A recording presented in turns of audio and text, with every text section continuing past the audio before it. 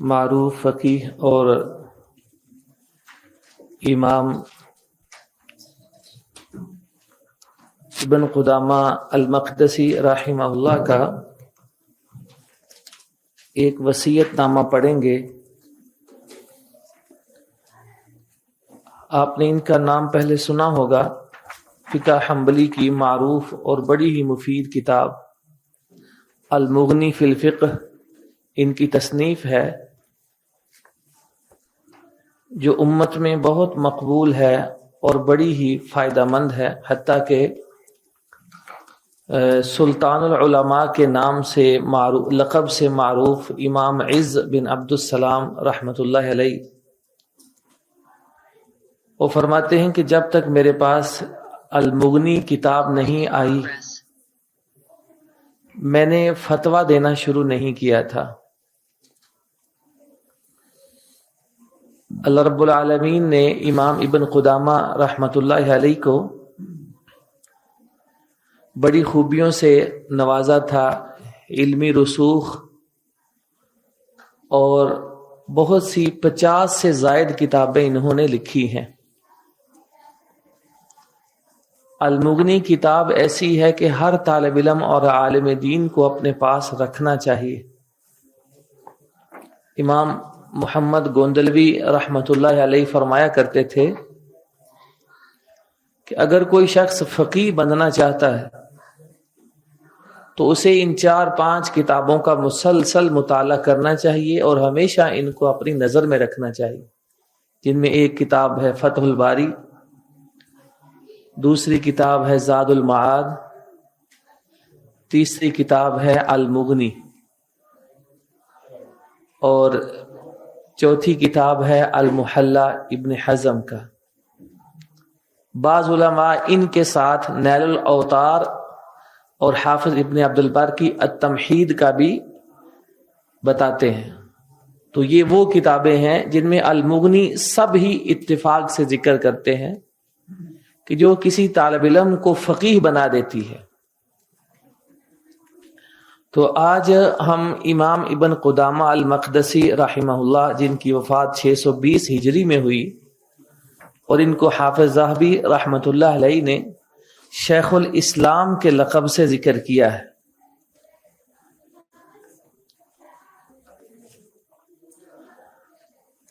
ان سے کسی نے یہ سوال کیا کہ مجھے کوئی وصیت اور نصیحت فرمائیں، تو انہوں نے اس کے جواب میں یہ رسالہ اور خط لکھا تھا، اور یہ اور بھی کئی علماء سے ملتا ہے کہ انہوں نے اپنی زندگی میں وصیت نامہ تحریر کیا ہو۔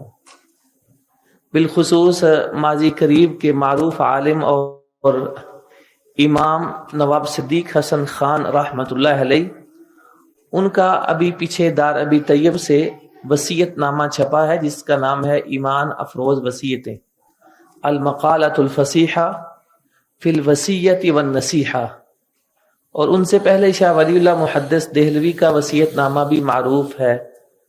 تو ان علماء کا یہ طریقہ تھا کہ لوگوں کی خیر خواہی کے لیے اپنی آخری عمر میں ایک وصیت نامہ تحریر کر جاتے تھے، جس میں دنیا کی حقیقت، آخرت کی تیاری، نیک اعمال کی ترغیب، اخلاق اور عادات کی اصلاح، اس حوالے سے بڑی جامع نصیحتیں ہوتی تھیں۔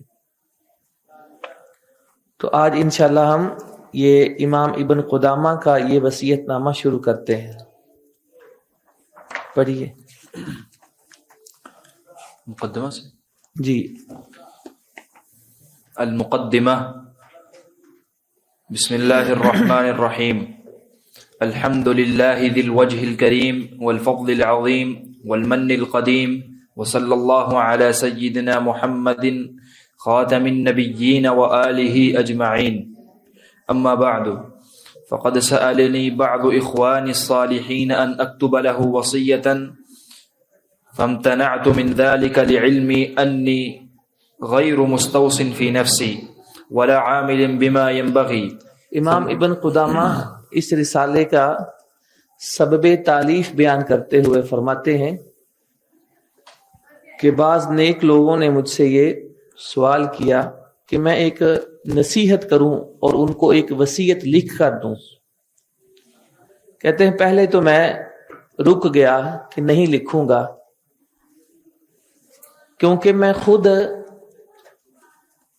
اس قابل نہیں کہ وصیت لکھوں، کہ اس لیے کہ میں تو خود اپنے آپ میں کسی وصیت پر عمل نہیں کرتا ہوں اور عمل میں کمزور ہوں، اور نہ میرے اعمال ایسے ہیں جو ہونے چاہیے تھے۔ پہلے تو کہتے ہیں میں یہ سوچ کر رک گیا، پھر خیال آیا۔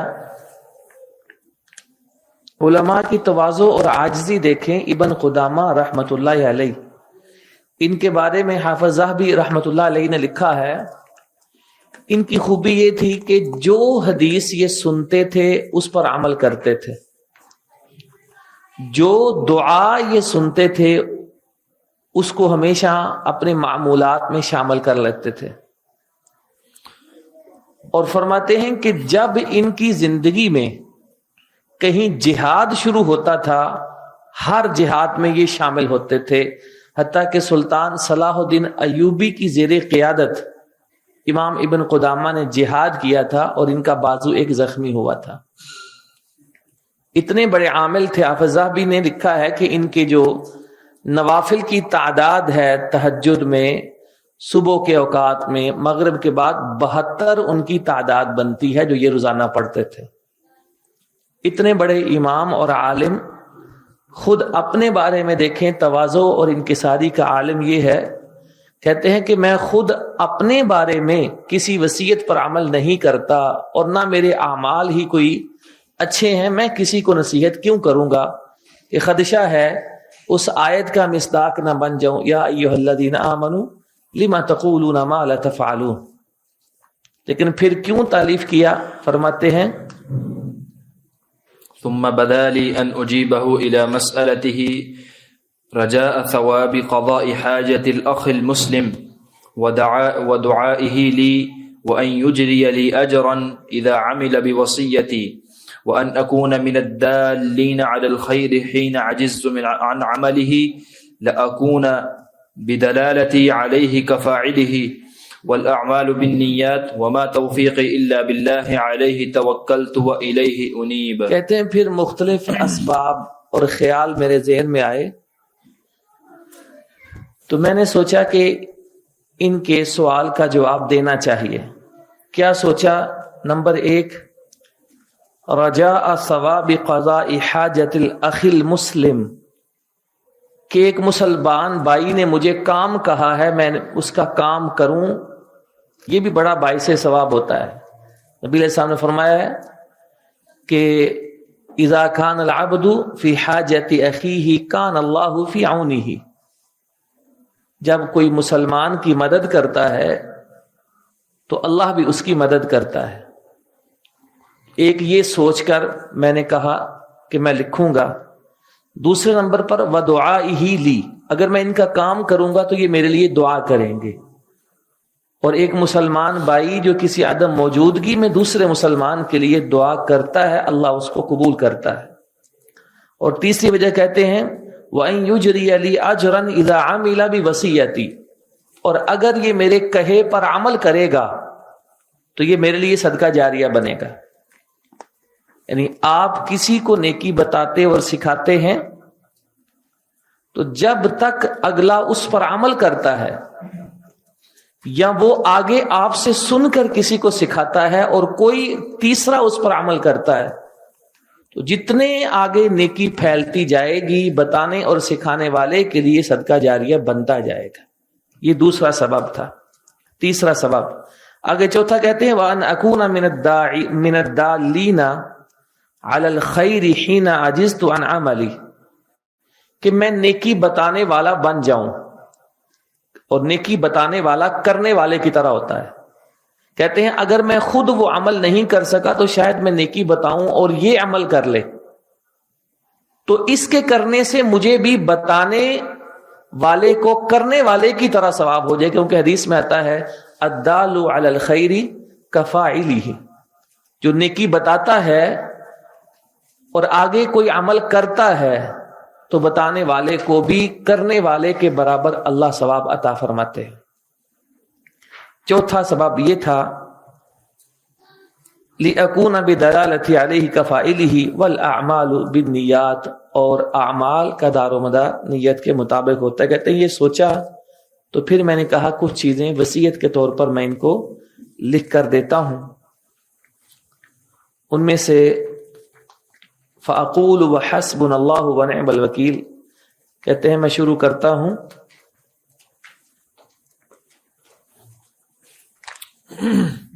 الدنیا فرصت فاغتنمها، دنیا ایک چانس ملا ہے آپ کو، اس کو غنیمت سمجھے۔ یہ دنیا جو ہمیں ملی ہے، زندگی اور وقت ملا ہے یہاں گزارنے کا، یہ ایک چانس ہے۔ اب اس چانس کو آپ کی مرضی ہے کہ کیسے استعمال کرتے ہیں اور اپنے فائدے کے لیے اس کو گزارتے ہیں۔ امام ابن قدامہ نے آگے 2-3 مثالوں سے ایسے اس دنیا کی حقیقت سمجھائی ہے، یقین کریں ایک بندہ اگر اکیلے بیٹھ کر اس پر غور کرے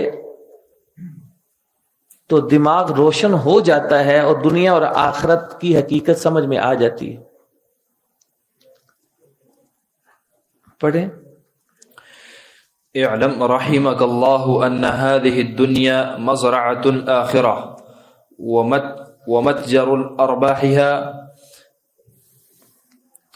وموضع تحصيل الزاد منها والبضائع الرابحة، بها برز السابقون وفاز المتقون وأفلح الصادقون وربح العاملون وخسر المبطلون۔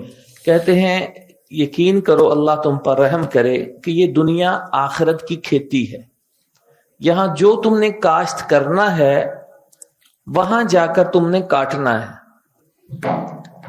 اور آخرت کے جتنے بھی نفع ہیں وہ دنیا کی منڈی میں بک رہے ہیں، وہ تم نے خریدنے ہیں، اور آخرت کا جو زاد راہ ہے وہ یہاں اس دنیا سے تم نے حاصل کرنا ہے، اور جتنے بھی نفع مند سودے اور سامان ہیں وہ یہاں سے لے جاؤ، آگے جا کر تمہارے کام آئیں گے۔ کہتے ہیں یہ جو نفع مند سامان اور سودے ہیں دنیا کے، بہا برز السابقون، انہی کے سبب آگے بڑھنے والے ظاہر ہوئے اور متقی کامیاب ہوئے اور مخلص لوگ فلاح پا گئے اور عمل کرنے والوں کو نفع ملا، اور باطل پرست یا لہو اور لہو و لعب کے شوقین اسی وجہ سے نقصان اٹھا بیٹھے۔ آگے ایک جملہ انہوں نے بولا ہے، پھر اس کی تشریح کی ہے، فرماتے ہیں وَأَنَّ هَذِهِ الدَّارَ أُمْنِيَّةُ أَهْلِ الْجَنَّةِ وَأَهْلِ النَّارِ، یہ دنیا ایسی چیز ہے کہ جنت والے بھی اس کی تمنا کریں گے وہاں جا کر آخرت میں۔ کتنی قیمتی چیز ہے کہ جنت والے بھی جا کر جنت میں تمنا کریں گے واپس دنیا میں جائیں، اور جہنم والے بھی جب جہنم میں چلے جائیں گے تمنا کریں گے ایک دفعہ دنیا میں جائیں۔ یہ کیوں سمجھا رہے ہیں کہ جو دنیا والے تم ہو اس کو غنیمت سمجھو۔ جنت سے واپس آنا کوئی پسند کر سکتا ہے؟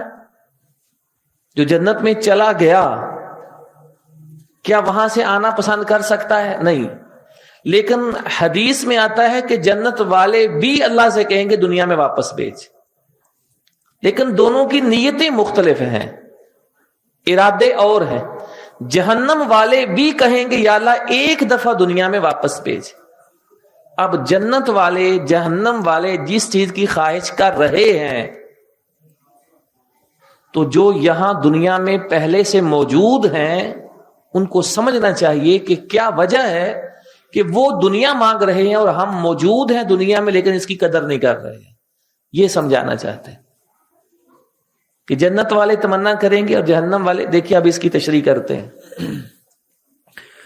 وأن هذه الدار أمنية أهل الجنة وأهل النار، قال الله تعالى في أهل النار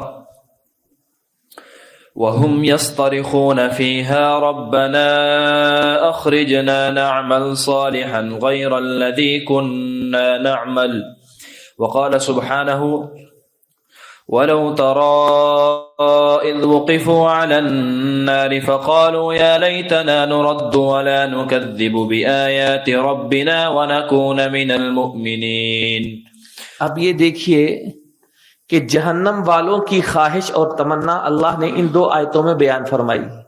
دوسری آیت میں صراحت ہے یا لیتنا نرد، کاش کہ ہم واپس چلے جائیں اور کوئی ہمیں واپس بھیج دے. جہنم والے یہ تمنا کس لیے کریں گے؟ کہتے ہیں اخرجنا نعمل صالحا غیر الذی کننا نعمل. واپسی کا موقع اس لیے ہمیں ملے کہ دنیا میں جا کر نیک اعمال کریں، پھر واپس اللہ کے پاس آئیں. تو جو دنیا میں موجود ہیں ان کو نہیں سمجھنا چاہیے کہ کس لیے دنیا واپس مانگی جا رہی ہے. اور یہ ہر کوئی مانگے گا، جنت والا بھی جہنم والا بھی. آگے دیکھیں جنت والے کیوں مانگیں گے کہ دنیا میں اللہ واپس بھیج. وقال ابن مسعود فيما يرويه إن أرواح الشهداء كطير خضر تسرح في الجنة حيث شاءت ثم تأوي إلى قناديل معلقة بالعرش فبينما هم كذلك اطلع عليهم ربك اطلاعة فقال يا عبادي سلوني ما شئتم فقالوا يا ربنا نسألك أن ترد أرواحنا في أجسادنا ثم تردنا إلى الدنيا فنقتل فيك مرة أخرى فلما رأى أنهم لا يسألون إلا ذلك تركوا. حضرت عبداللہ بن مسعود رضی اللہ عنہ ایک مرفوع حدیث بیان کرتے ہیں کہ دنیا میں جو شہید ہو جاتا ہے اس کی روح ایک سبز پرندے کے اندر جاتی ہے جو جنت میں چرتا اڑتا اور پھرتا ہے. پھر عرش کے نیچے قندیلیں ہیں، وہاں جا کر وہ ٹھہر جاتے ہیں. کہتے ہیں ایک دن اللہ ان شہیدوں کی روحوں سے خطاب کرتے ہوئے پوچھتے ہیں کہ اے بندو بتاؤ کوئی چیز چاہیے، کوئی خواہش ہو جو میں تمہاری پوری کروں. تو وہ اللہ سے ایک حاجت اور خواہش کا اظہار کریں. وہ کیا ہوگی کہ اے اللہ ہم چاہتے ہیں ہمارا جسم ہمیں واپس مل جائے. کس لیے؟ ثم تردنا الی الدنیا، پھر ہم دنیا میں واپس چلے جائیں. دیکھو جنت میں اتنی نعمتیں ہیں، وہ کہتے ہیں کہ ہم دنیا میں واپس چلے جائیں. کس لیے؟ فنقتل فیک مرۃ اخری، دوبارہ تیرے راستے میں شہید ہونا چاہتے ہیں. یعنی وہ جو شہادت کا عمل دنیا میں ہم نے کیا، آج اس کی اتنی بڑی جزا ہمیں مل رہی ہے. ہم چاہتے ہیں دوبارہ یہ موقع ملے تو ہماری آج کی یہ جو جزا ہے مزید ہمیں بڑھ کر ملے، اس لیے وہ دنیا کی تمنا کریں گے. حدیث میں نبی علیہ السلام کی تمنا بھی آتی ہے نا کہ میرا بھی دل کرتا ہے کہ میں اقتل ثم احیا ثم اقتل ثم احیا. نبی علیہ السلام کی بھی تمنا ہے کہ دنیا میں واپس آ کر ایسے شہادت کا موقع ملے. تو یہ جنت والے کس چیز کی تمنا کر رہے ہیں؟ دنیا میں واپس آنے کی. اور جہنم والے بھی تمنا کر رہے ہیں. تو یہ دنیا والوں کے لیے سبق ہے. حالانکہ دیکھیے اللہ کو پتا تھا کہ جنت والوں نے کیا مانگنا ہے، لیکن پوچھا کیوں؟ اور پھر پوچھا اور ان کا جواب اپنے نبی کو بتایا کیوں؟ کہ تاکہ ہمارے نبی یہ جنت والوں کی خواہش دنیا والوں کو بتا سکیں. صرف اس لیے مکالمہ ہوا ہے کہ اس دنیا کی قدر کر لو. یہاں آنے کی ہر کوئی خواہش کرتا ہے لیکن موقع صرف ایک بار ملتا ہے. آگے واعلم يا أخي رحمك الله أن الله تعالى قد علم أنهم يسألون ذلك وأنهم لا يردون إلى الدنيا وإنما أراد إعلام المؤمنين الذين في الدنيا أن أمنيتهم في الجنة القتل في سبيله ليرقبهم في ذلك. یعنی اللہ کو پتا تھا کہ یہ مانگیں گے اور ان کی مراد پوری نہیں ہوگی، کیونکہ اللہ نے قانون بنا دیا ہے، وہاں سے کوئی نکالا نہیں جا سکتا ہے. لیکن اللہ یہ چاہتا تھا کہ مومنوں کو پتا چل جائے کہ وہ کس چیز کی خواہش کر رہے ہیں، تاکہ مومنوں کو ترغیب ملے کہ ہم نے دنیا کی زندگی کو غنیمت جاننا ہے. وقال ابراہیم التیمی رحمہ اللہ، امام ابراہیم بن یزید التیمی رحمت اللہ علیہ، ان کا یہ اثر بھی بڑی توجہ سے پڑھنے والا ہے. فرماتے ہیں مثلت نفسی، پڑھیں، مثلت نفسی فی الجنة آكل من ثمارها وأعانق أبكارها وأتمتع بنعيمها. فقلت لنفسي يا نفس أي شيء تتمنين؟ فقالت أرد إلى الدنيا فأزداد من العمل الذي نلت به هذا. کہتے ہیں میں نے اپنے نفس کے آگے ایک تصویر کھینچی کہ جیسے وہ جنت کے اندر ہے اور جنت کے پھل کھا رہی ہے. میں نے اپنے نفس کو ایسے دکھایا کہ جیسے وہ جنت میں پھل کھا رہی ہے اور جنت میں حوروں سے مل رہی ہے اور جنت کی نعمتوں سے لطف اندوز ہو رہی ہے. ایسا میں نے نقشہ اپنے نفس کے آگے کھینچا. تو پھر میں نے اپنے نفس سے سوال کیا کہ بتاؤ مزید کس چیز کی تمنا ہے تمہیں؟ یعنی اتنی نعمتیں جنت میں، اتنے انعامات اور لذتیں اور عیش و آرام، کوئی تمنا ہے؟ فقالت، تو میرے نفس نے مجھے جواب دیا ایک ہی تمنا ہے، اردو الی الدنیا فازداد من العمل، کہ میں دنیا میں واپس جاؤں اور اضافی عمل کر کے آؤں. کون سے اضافی عمل؟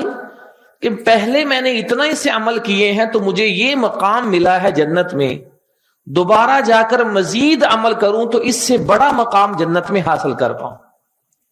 نفس نے بھی کیا کہا کہ بس دنیا میں کچھ کرنے کا موقع ملے. اور پھر کہتے ہیں ثم مثلت نفسي في النار احرق بجحيمها واجرع من حميمها واطعم من زقومها.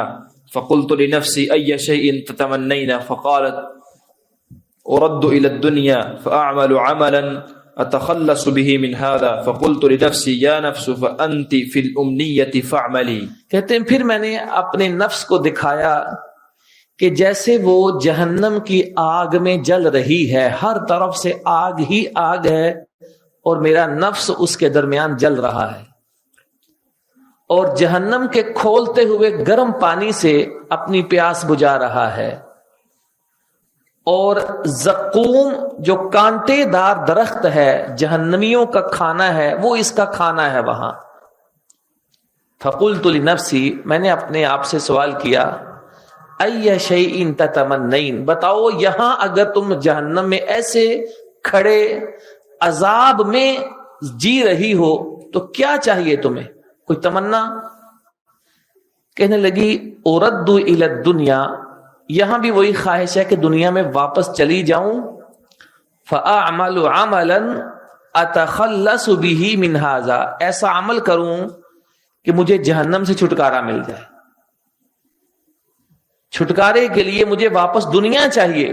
تو کہتے ہیں پھر میں نے اپنے آپ کو سمجھایا کہ اگر جنت میں بڑا درجہ چاہیے یا جہنم سے بچنا ہے یہ تمہاری تمنا ہے، تو دیکھو یا نفس فانتی فی الامنیتی فاعملی، آج جس کی تم نے تمنا کی ہے وہ تمہارے پاس موقع موجود ہے. جو عمل کرنا ہے کر لو، نیکی میں اضافہ کرنا ہے اس کا موقع بھی موجود ہے. اور اگر ایسے اعمال سے بچنا ہے جو جہنم میں لے جاتے ہیں تو ان اعمال سے بچنے کا موقع بھی تمہارے پاس موجود ہے. سمجھ آ رہی ہیں ان کی باتیں؟ کیسی عجیب سی باتیں کر رہے ہیں جو اس دنیا کے لوگوں نے کبھی سوچی بھی نہیں ہے. یہ ان علماء کے اوپر اللہ کا انعام ہوتا ہے کہ جو اپنے اوقات کو نوافل کے ساتھ، اذکار کے ساتھ، قرآن کی تلاوت کے ساتھ، دین کی تعلیم، تدریس، تبلیغ اور تفہیم کے اندر گزارتے ہیں نا، اللہ ان کے دلوں میں نور پیدا کر دیتا ہے. ایسی باتیں کرتے ہیں کہ لگتا ہے ان کو الہام ہوتے ہیں. حضرت حسن بصری رحمت اللہ علیہ کے کبھی آپ اقوال پڑھیں نا تو آپ کو پتہ چلے کہ علماء کس زبان اور الفاظ سے کلام کرتے ہیں.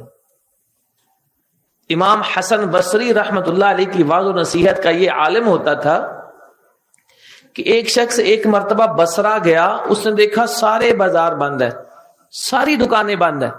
اجنبی باہر کا بصرہ شہر گیا، اس نے پوچھا یہاں بصرہ میں کوئی عید ہے، تہوار ہے، کیا ہے؟ اس وقت دکانیں کیوں بند ہے؟ تو کسی نے بتایا کہ اس وقت حسن بصری مسجد میں واز کر رہے ہیں اور سارے ان کا واز سننے گئے ہیں۔ امام حسن بصری کی حکمت کے ان اقوال پر ایک کتاب چھپی ہے، آداب الحسن البصری و زہدہ، وہ پڑھنی چاہیے۔ اور امام ذہبی رحمۃ اللہ علیہ نے حسن بصری کے جو حالات لکھے سیر اعلام النبلاء میں، کبھی پڑھیں ان کو، کہ اللہ رب العالمین نے کیسے ان کو نور عطا فرمایا تھا اور کیسا حکمت والا وہ کلام کیا کرتے تھے۔ امام سفیان ثوری کا کلام کبھی پڑھیں کہ اللہ نے جو ان کو نور دیا تھا وہ کیسا منور کلام کیا کرتے تھے کہ انسان کی اصلاح اور ہدایت اور اس کی تعلیم اور تربیت کے لیے کتنا مفید ہوتا تھا۔ اب یہ دیکھیں امام ابن قدامہ رحمۃ اللہ علیہ، یہ 50 سے زیادہ کتابوں کے مؤلف ہیں، مشہور ہے کہ یہ فقیہ ہیں، لیکن امام ابن قدامہ کی کئی کتابیں ایسی ہیں جو تربیتی، روحانی اور اخلاقی مسائل اور معاملات کے اوپر۔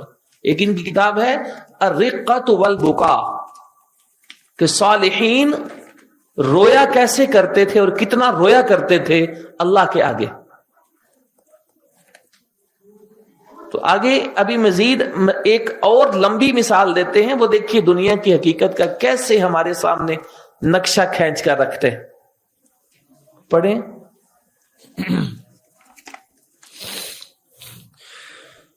وكان بعض السلف قد حفر لنفسه قبرا فإذا فتر من العمل نزل في قبره فتمدد في لحده ثم قال يا نفسي قدري أنك قد مت وصرت في لحدك أي شيء كنت تتمنين قالت أرد إلى الدنيا فأعمل فيها صالحا فيقول لها قد بلغت أمنيتك فقومي فاعملي صالحا۔ یہ دیکھیں، کہتے ہیں بعض سلف سے یہ منقول ہے کہ انہوں نے اپنے لیے ایک گڑھا کھودا قبر کی طرح،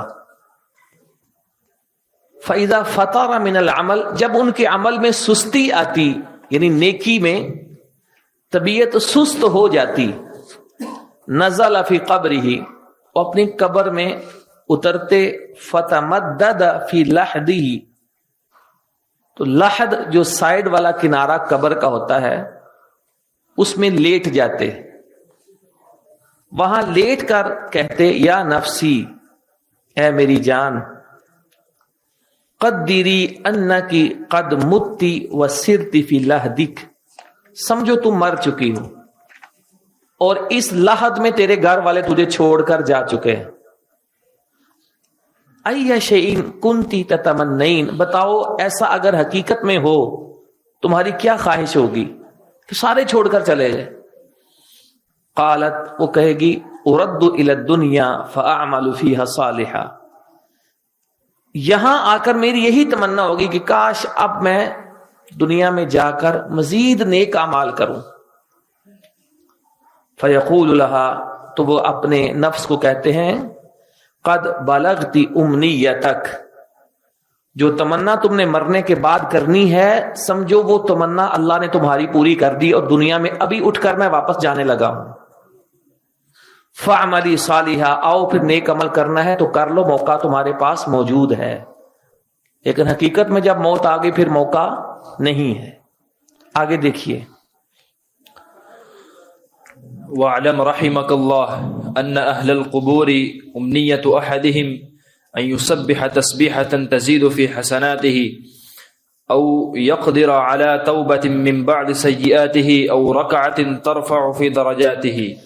امام ابن قدامہ اپنے اس بھائی کو نصیحت کرتے ہیں کہ اللہ تم پر رحم کرے، یقین کرو کہ قبر والے جب دفنا چکے ہوتے ہیں لوگ ان کو، ان میں سے ہر ایک کی خواہش ہوتی ہے کیا؟ ان یسبح تسبیحۃ تزید فی حسناتہ، کاش مجھے کوئی نفل پڑھنے کا موقع ملے جو میری نیکیوں میں اضافے کا سبب بن جائے، اور کوئی تسبیح کرنے کا موقع ملے، کوئی ذکر کا موقع ملے جو میری نیکیوں میں اضافے کا سبب بن جائے، او یقدر علی توبۃ من بعد سیئاتہ، کاش مجھے توبہ کا موقع ملے تو میں اپنے گناہوں سے باز آ جاؤں، او رکعۃ ترفع فی درجاتی، یا ایک رکعت پڑھنے کا موقع ملے تو شاید آج جو میرا مقام ہے یہ اس سے بلند مقام مجھے مل جائے۔ یہ قبر میں جانے کے بعد کہتے ہیں انسان کی ساری خواہشیں ختم ہو کر صرف یہ تمنائیں باقی رہ جاتی. اور آگے دیکھیے ایک واقعہ بیان کرتے ہیں. وقد روينا أن رجلا ركع ركعتين إلى جانب قبر ثم اتكأ عليه فأغفى فرأى صاحب القبر في المنام يقول تنحى عني فقد آذيتني والله إن هاتين الركعتين اللتين ركعتهما لو كانتا لي كانتا أحب إلي من الدنيا وما فيها إنكم تعملون ولا تعلمون ونحن نعلم ولا نعمل. کہتے ہیں ایک بندہ تھا, اس نے ایک قبر کے پاس 2 رکعتیں نفل پڑھے. ثم اتکأ علیہ فاغفا, پھر تھوڑی دیر آرام کرنے کے لیے بیٹھ گیا وہاں. قبر سے ٹیک لگاتا ہے تو اس کو اونگ سی آ جاتی, ہلکی سی نیند آ گئی. تو خواب میں قبر والے کو دیکھتا ہے, قبر والا اسے کہہ رہا ہے تنحى عني فقد آذيتني, پیچھے ہٹ جاؤ تم نے مجھے بڑی تکلیف دی ہے. قبر والے کو کیوں تکلیف دی ہے؟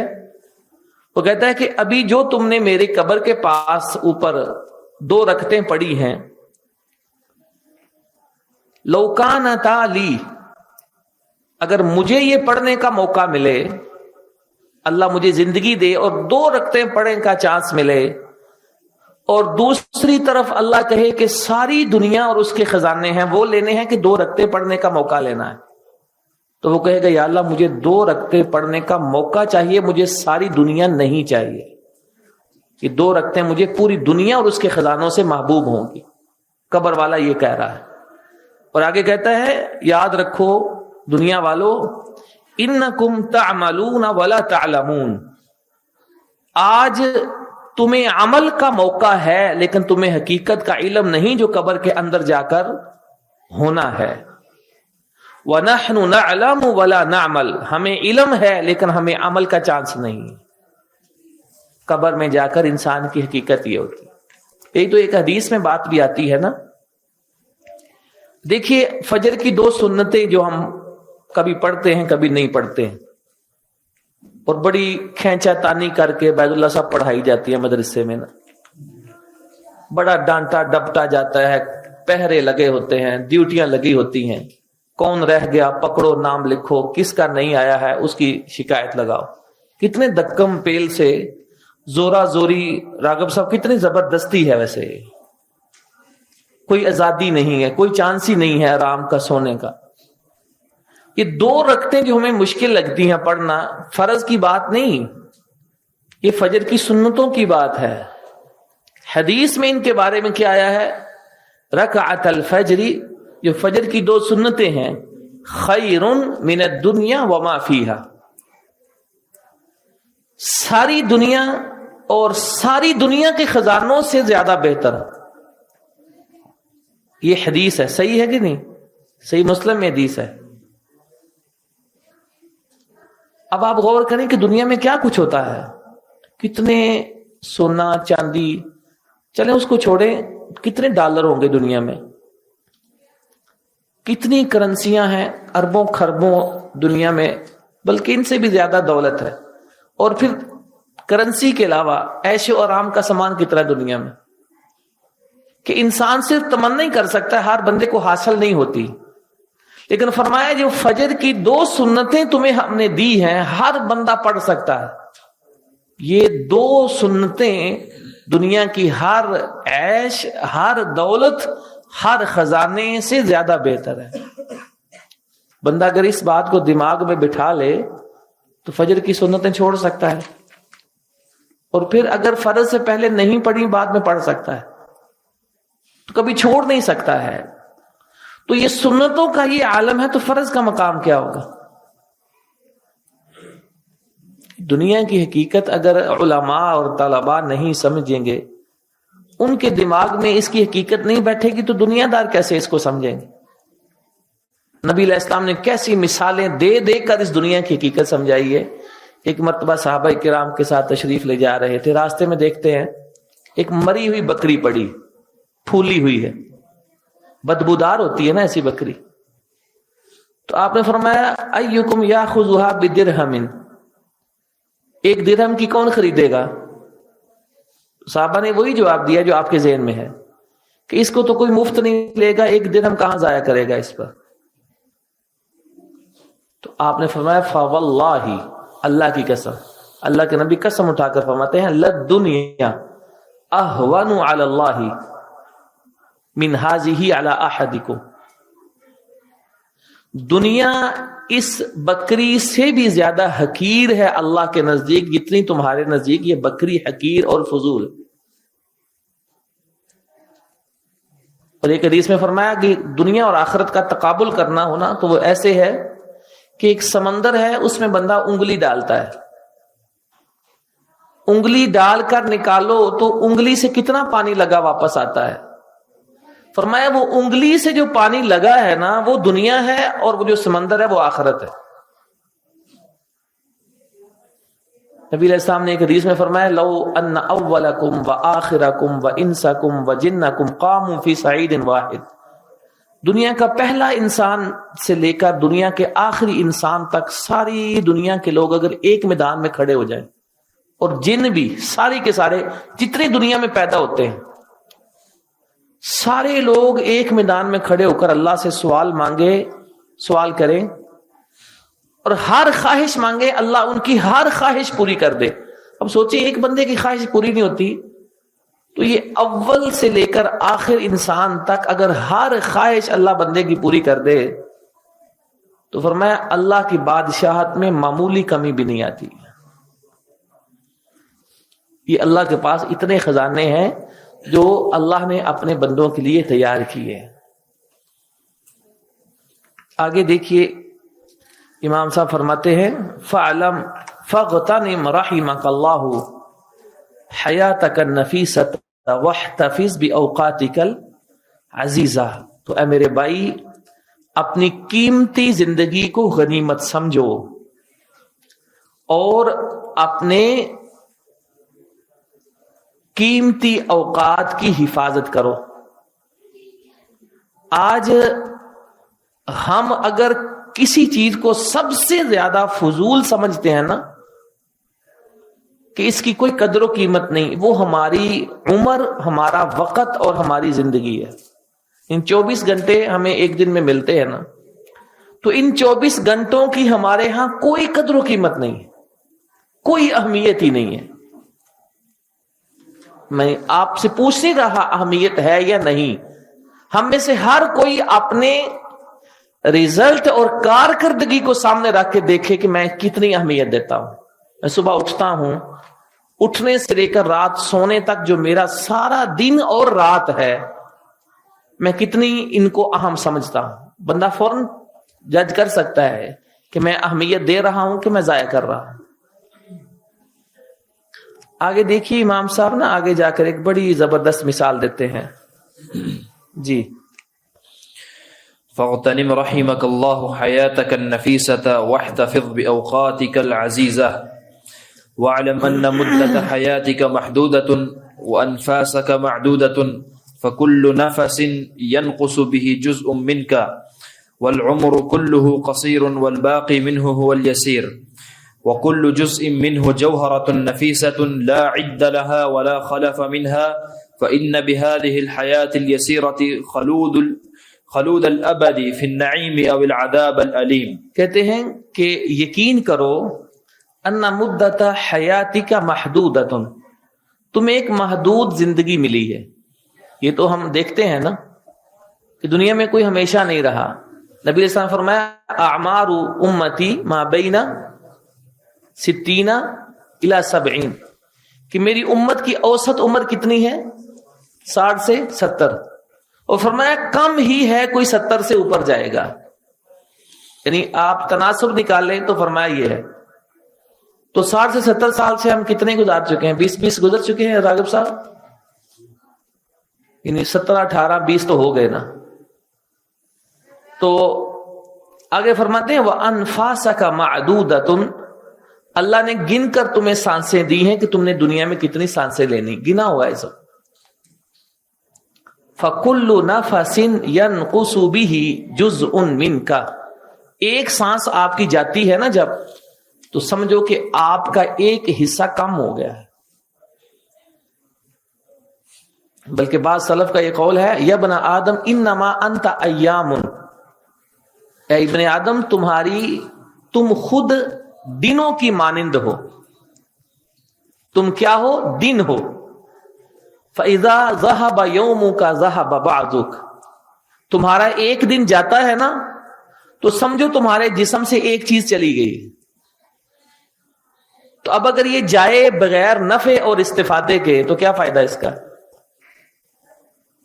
تو آگے فرماتے ہیں کہ وَالْعُمْرُ كُلُّهُ قَصِيرٌ، انسان کی ساری عمر تھوڑی ہوتی ہے، جیسے 70 سے 80 سال ہم نے کہا، لیکن وَالْبَاقِي مِنْهُ هُوَ الْيَسِيرُ، جو بچی ہے وہ تو بہت تھوڑی ہے نا، ٹوٹل عمر ہی تھوڑی سی ہوتی ہے، لیکن جو ہماری بچی ہے وہ تو بہت تھوڑی ہے.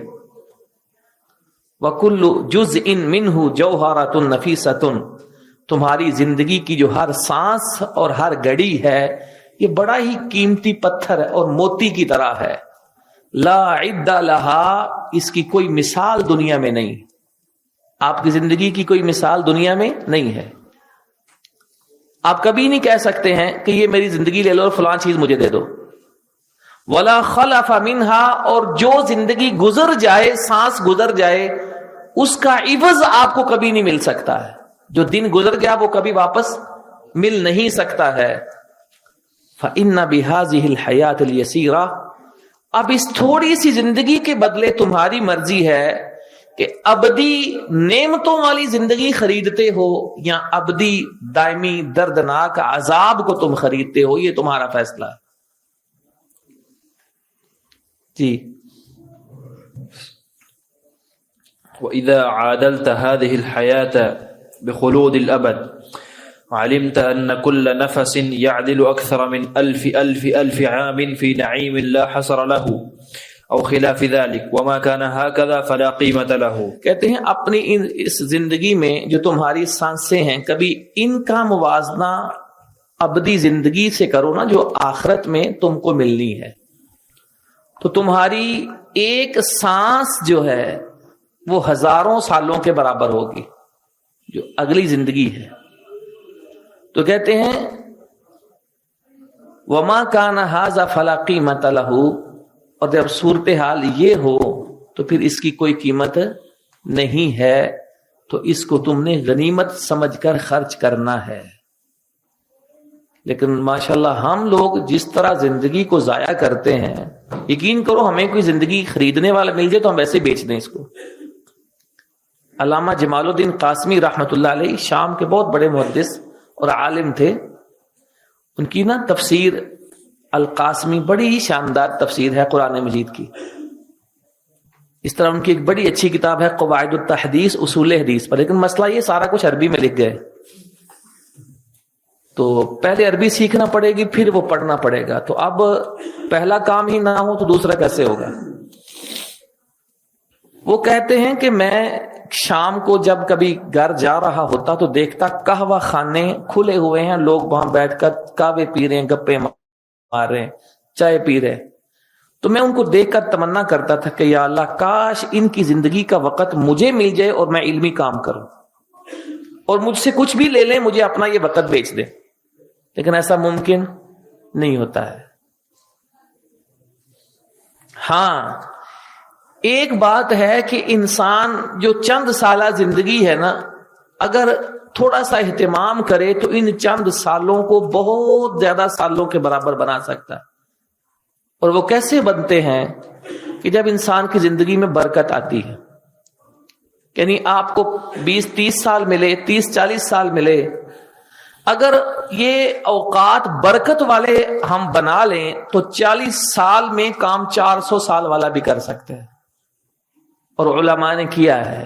وہاں ابن تیمیہ کو دیکھیں، اور بلکہ ابن تیمیہ کے ساتھ دوسرے ان علماء کو دیکھیں جن کی عمریں 40-45 سال، بلکہ کچھ کی عمریں 40 سے بھی نیچے ہیں، اور ایسا کام کیا پوری امت کو نفع دے رہے ہیں. امام نووی کی عمر زیادہ نہیں تھی.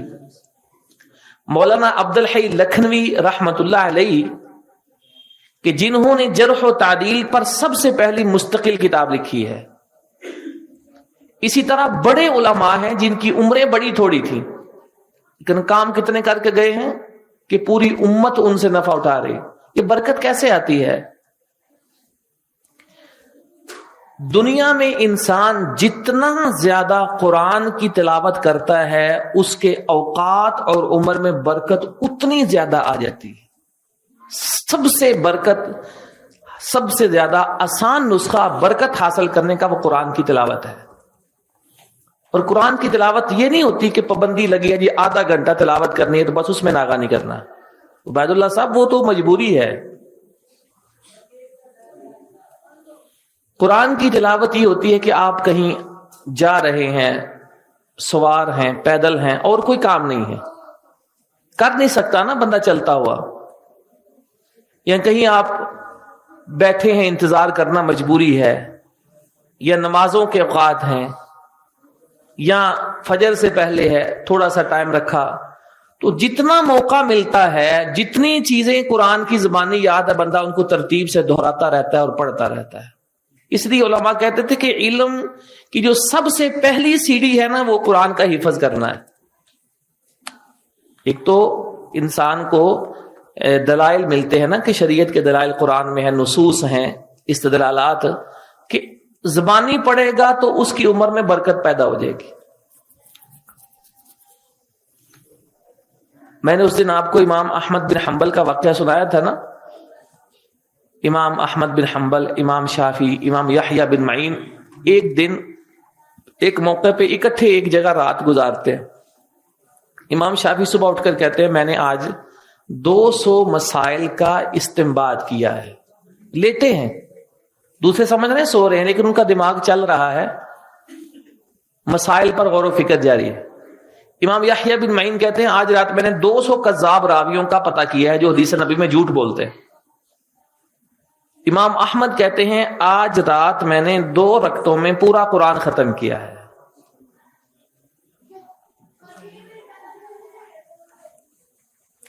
تو یہ سب سے آسان نسخہ ہے. اگر اپنے وقت اور زندگی میں برکت چاہیے نا تو آپ یہ دیکھیے کہ بندہ سوچتا ہے یار ہمیں تو اور بھی بڑے کام ہوتے ہیں، تو یہ شاید امام تو فارغ ہی تھے تو یہی کام کرتے رہتے تھے.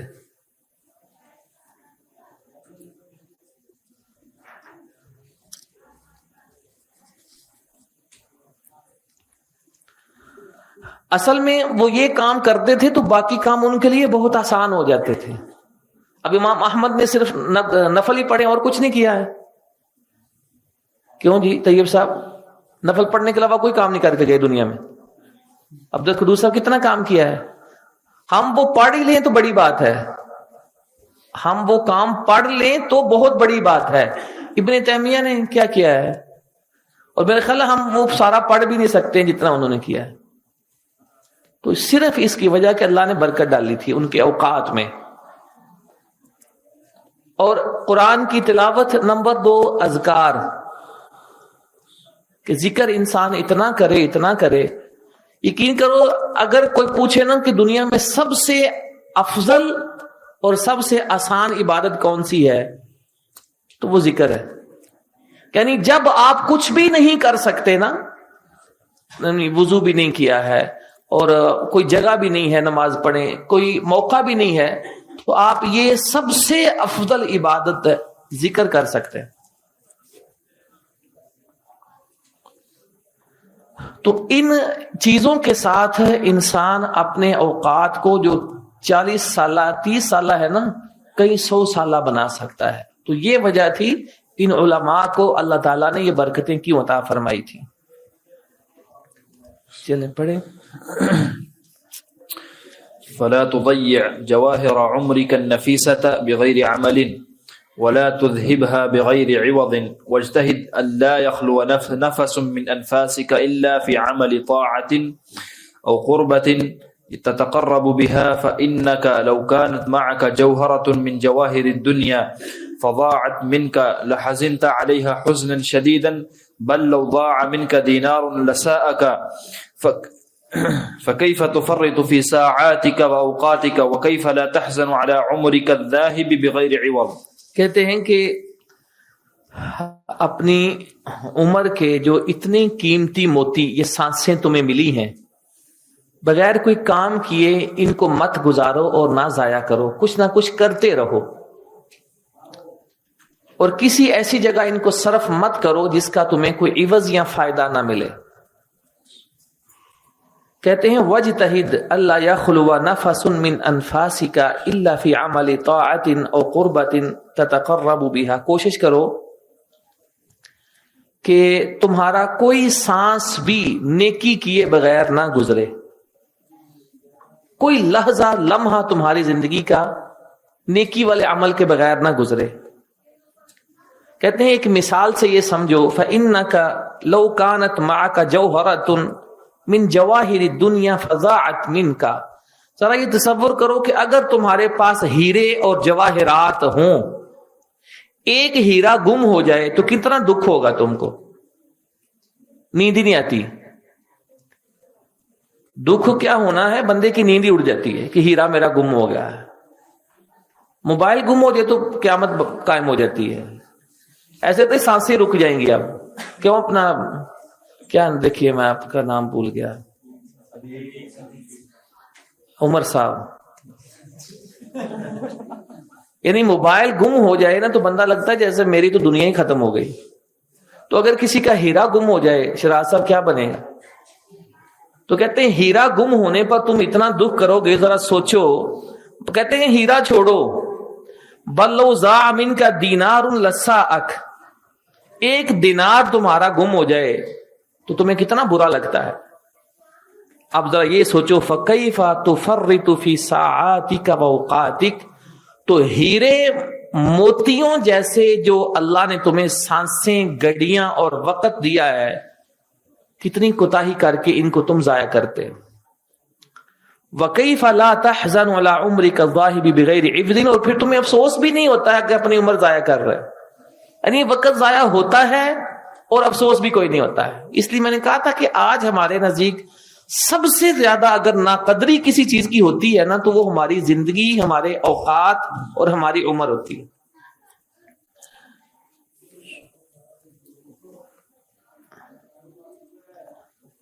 وہ آپ کو 2-3 کتابیں بتاتا ہوں نا شیخ عبد الفتاح ابو غدہ کی، کہ صفحات من صبر العلماء، اور دوسری کتاب ہے ان کی ایک قیمت الزمن عند العلماء، وہ کتاب اسی موضوع پر ہے کہ پڑھے علماء اپنی زندگی اور عمر کو کیسے قیمتی سمجھ کر استعمال کرتے تھے۔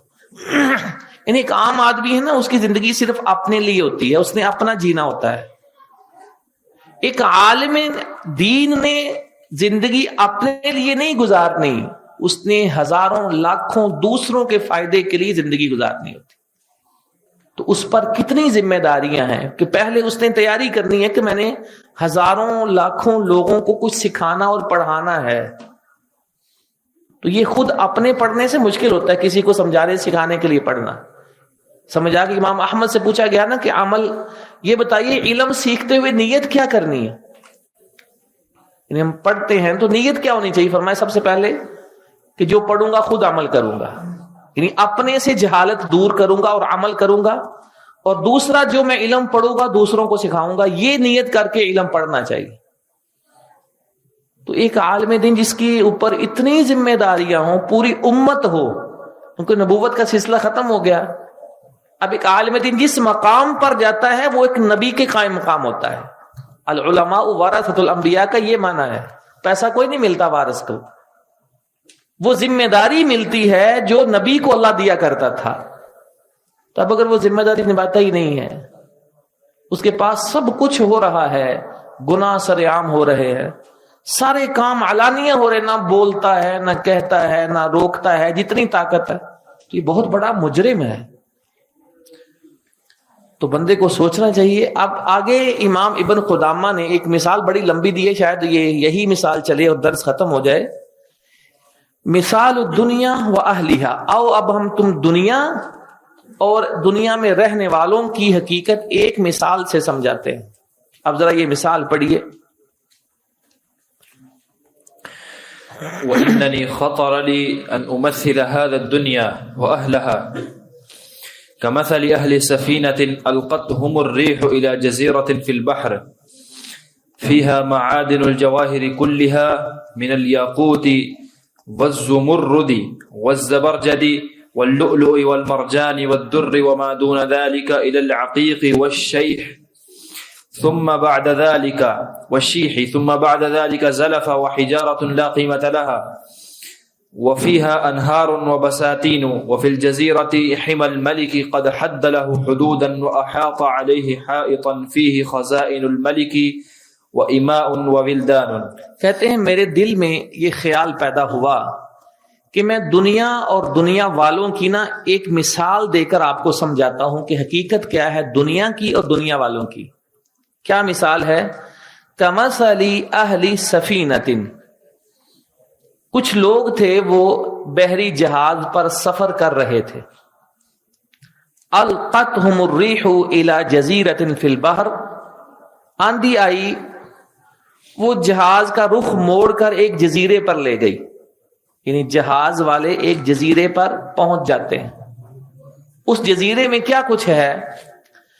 فیہا معادن الجواہر کلھا، اس میں ہر قسم کے ہیرے موتیوں کی کانیں ہیں. یعنی موتی نہیں، کانیں ہیں. جتنے مرضی ہیرے موتی یہاں سے تم اکٹھے کر کے جہاز میں لے جا سکتے ہو. پھر اور موتی کون سے؟ یاقوت، زمرد، زبرجد، لولو، مرجان، ہر قسم کا قیمتی ترین موتی ان کانوں میں ملتا ہے. اور کیا چاہیے؟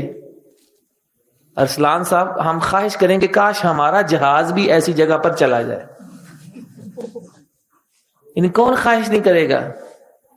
کوئی ہے جو کہ نہیں مجھے نہیں چاہیے. راغب صاحب ہر بندہ کہے گا کاش میری گاڑی ایسی جگہ جا کر خراب ہو کہ جہاں اتنا کچھ مجھے اکٹھا کرنے کا. اور یہ ملا ہوا ہے، آگے مثال آپ سمجھیں، جب پڑھیں گے پھر سمجھیں گے. ہر قسم کے ہیرے موتی بھی ہیں. اور کیا ہے وہاں؟ وما دون ذلك الى العقیق والشیح، اور اس سے سستے موتی بھی ہیں. اور ان کے ساتھ کچھ قیمتی بوٹیاں خوشبودار جن سے خوشبوئیں بنتی ہیں وہ بھی ہیں. اور کچھ ٹھیکریاں اور معمولی سے پتھر بھی ہیں. یعنی ہر قسم کی چیزیں وہاں قیمتی بھی ہیں، ہلکی بھی ہیں، درمیانی بھی ہیں اور فضول بھی ہیں. ایسے کی پتھر ہیں لا قیمت لہا، جن کی کوئی قیمت نہیں. اور پھر وفیہا انہار وبساتین، وہاں نہریں ہیں، وہاں باغ ہیں. اور وہاں کو ایک اور چیز ہے، وفی الجزیرۃ حمى الملک، بادشاہ وقت کی چراگاہ بھی ہے. چراگاہ ایسی ہے کہ جس کی اس نے باؤنڈری بنائی ہوئی ہے کہ اس جزیرے میں کوئی آنے والا اس باؤنڈری کو کراس کر کے اندر نہیں جا سکتا. بادشاہ نے بنائی ہوئی ہے.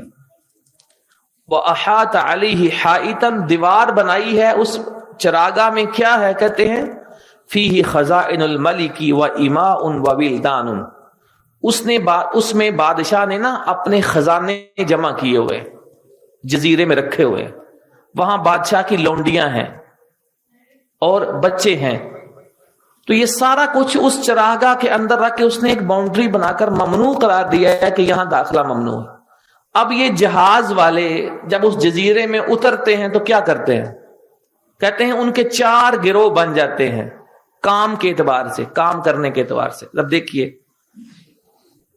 نہیں بلکہ جزیرے والے جب اترتے ہیں تو اعلان کیا ہوتا ہے؟ پڑھیں. فنزل أهل السفينة في الجزيرة وقيل لهم إن مقامكم بها يوم وليلة فاغتنموا مدتكم القصيرة فيما أمكنكم من أخذ هذه الجواهر الكثيرة فأما الحازمون فأسرعوا إلى تلك اب یہ دیکھیے جب یہ جہاز والے جزیرے میں اترتے ہیں تو اعلان ہوتا ہے. اعلان کیا ہوتا ہے کہ دیکھو بھائی 24 گھنٹے کا سٹے ہوگا اس جزیرے پر. جاتے ہیں نا سفر پہ تو کیا کہتے ہیں؟ اعلان ہوتا ہے آدھا گھنٹہ رکنا ہے. تو اگر آدھے گھنٹے میں جو کھایا جاتا ہے کیا جاتا ہے کر سکتے ہو. ان کو جہاز کا کپتان کہتا ہے 24 گھنٹے رکیں گے بس، اس کے بعد ہم پھر نیا سفر شروع کریں گے. اور کہتا ہے کہ اس محدود ٹائم میں جو ہو سکتا ہے جتنے موتی ہیرے اٹھا سکتے ہیں اٹھا کر لے جو وہ تمہارے ہی ہوں گے.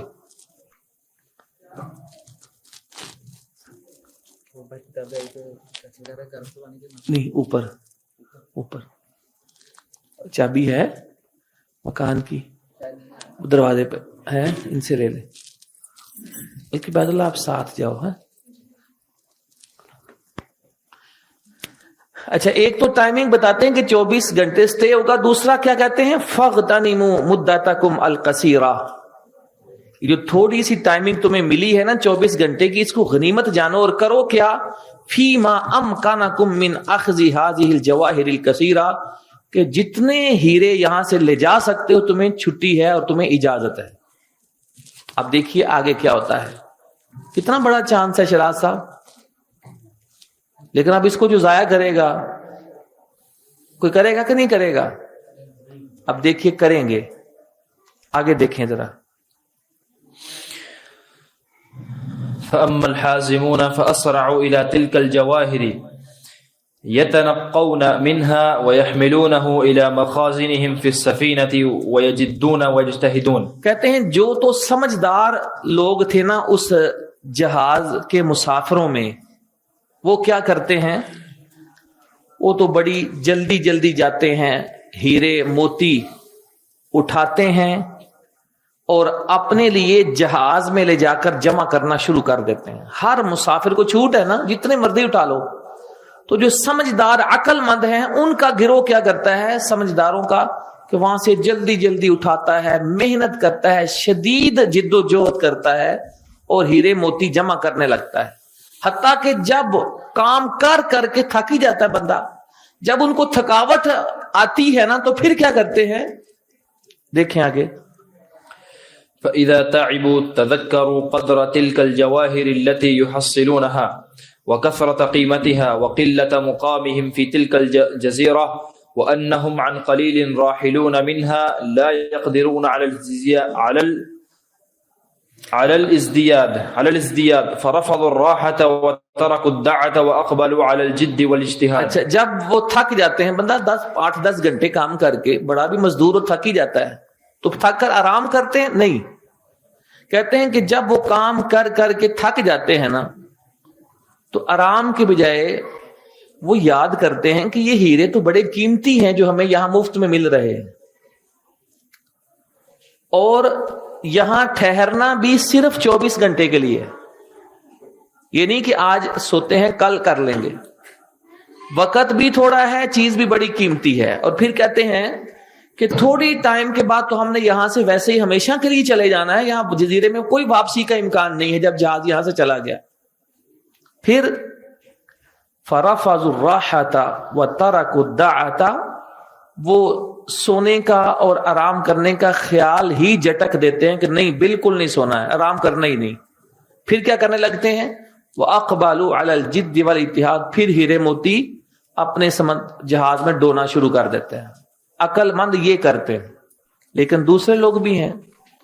آپ دیکھیے، کہتے ہیں وَإِنْ عَرَضَ لَهُمُ النَّوْمُ، نیند بھی جب ان کو آ جائے نا مزید کچھ گھنٹے کام کر کے، تذکروا ذالک، وہ یاد کرتے ہیں کہ نہیں نہیں، یہ ٹائم تھوڑا ہے اور چیز بڑی قیمتی ہے، سونا وونا تو ساری زندگی ہوتا رہے گا۔ تو فذهب عنهم لذة النوم والقرار، اونگ نیند ہر شے ان سے چلی جاتی ہے۔ وتمثلوا، اور ان کی مثال ایسے ہوتی ہے، عند الصباح يحمد القوم السرا، السرا، کہ صبح کے وقت وہ قوم خوش ہوتی ہے جو رات بھر سفر کرتی رہتی ہے۔ ایسا ہوتا تھا نا اس وقت میں جب قافلے چلتے تھے تو سفر راتوں کے ہوتے تھے، کہ رات کو کچھ لوگ ایسے ہوتے تھے جو سفر کرتے تھے، بڑا سفر طے کر لیتے تھے، صبح بڑے خوش ہوتے تھے کہ ہم نے منزل کے قریب پہنچ گئے، لیکن کچھ کیا کرتے تھے، چلو سوتے ہیں صبح دیکھیں گے۔ تو سونے والے پریشان ہوتے تھے، سفر کرنے والے خوش ہوتے تھے۔ تو یہ لوگ جو نیند چھوڑ کر محنت کرتے ہیں نا، جب یہ اپنا ذخیرہ دیکھیں گے تو بڑے خوش ہوتے ہیں، کہتے ہیں ان کی مثال ایسے ہے۔ لیکن دوسرا گروہ ان مسافروں کا کیا کرتا ہے، دیکھیے ذرا۔ وأما آخرون فأخذوا من الجواهر شيئا واستراحوا في أوقات الراحة وناموا وقت النوم، دوسرے لوگ کچھ ایسے تھے کہ تھوڑے سے ہیرے لیے تو دوپہر کا ٹائم ہو گیا، چلو کیلولا کر لیتے ہیں، رات کا ٹائم آیا تو چلو اب سو لیتے ہیں، تھوڑا سا ہیرے موتی دے کر آرام بھی کیا, سوئے بھی, اپنا سارا موقع ہی ضائع کر دیتے ہیں. اور تیسرے وأما فرقة أخرى فلم يتعرضوا للجواهر أصلا وآثروا النوم والراحة والتفرج.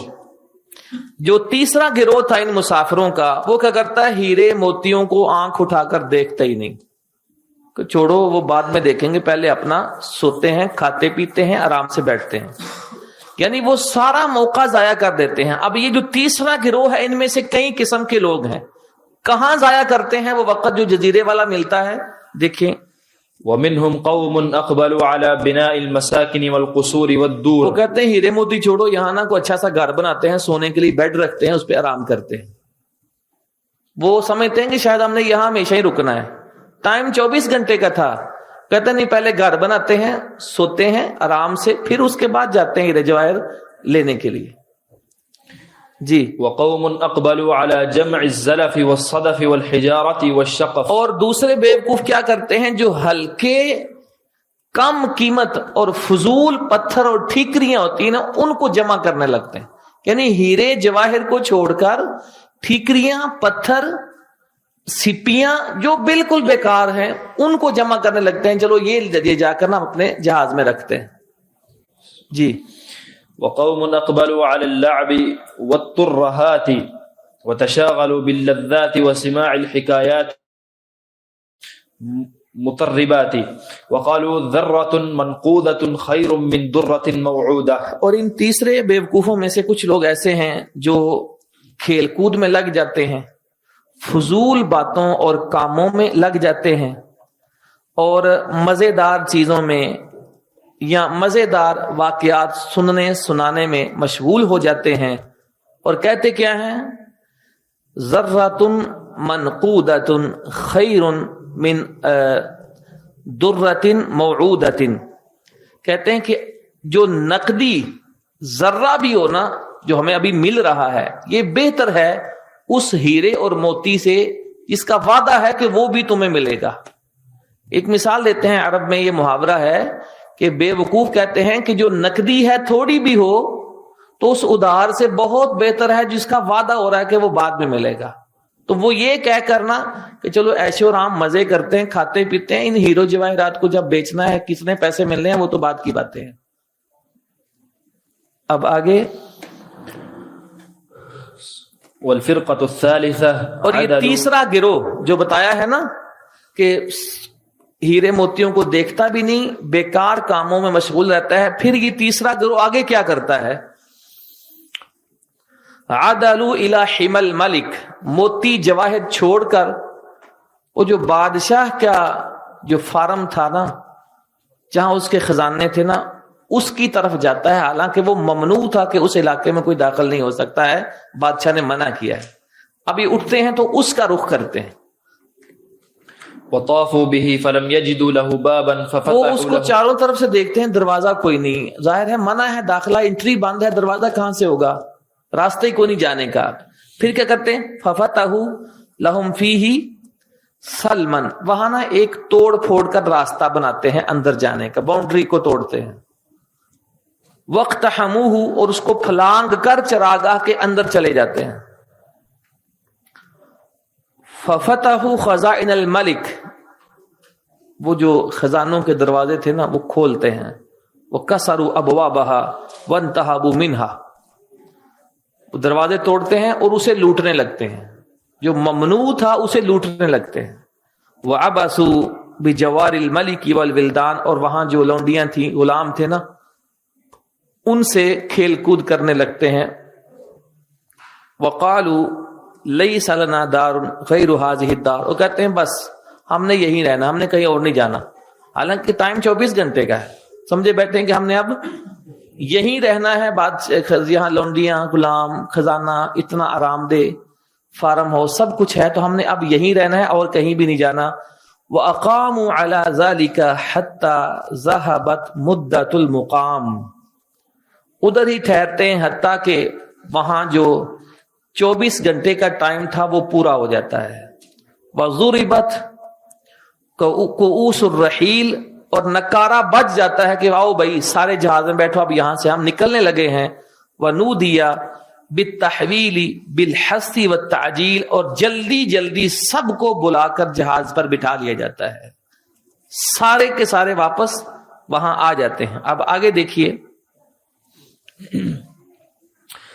فأما الذين حصلوا الجواهر فرحلوا مغتبطين ببضائعهم لا يأسون على المقام إلا للازدياد مما كانوا فيه۔ اب جنہوں نے موتی جمع کیے تھے وہ تو اپنے آپ کو خوش قسمت سمجھتے ہیں، صرف ایک تمنا ان کی ہے کہ کاش اور ٹائم ملتا تو اور موتی جمع کر لیتے، ہیرے مل جاتے۔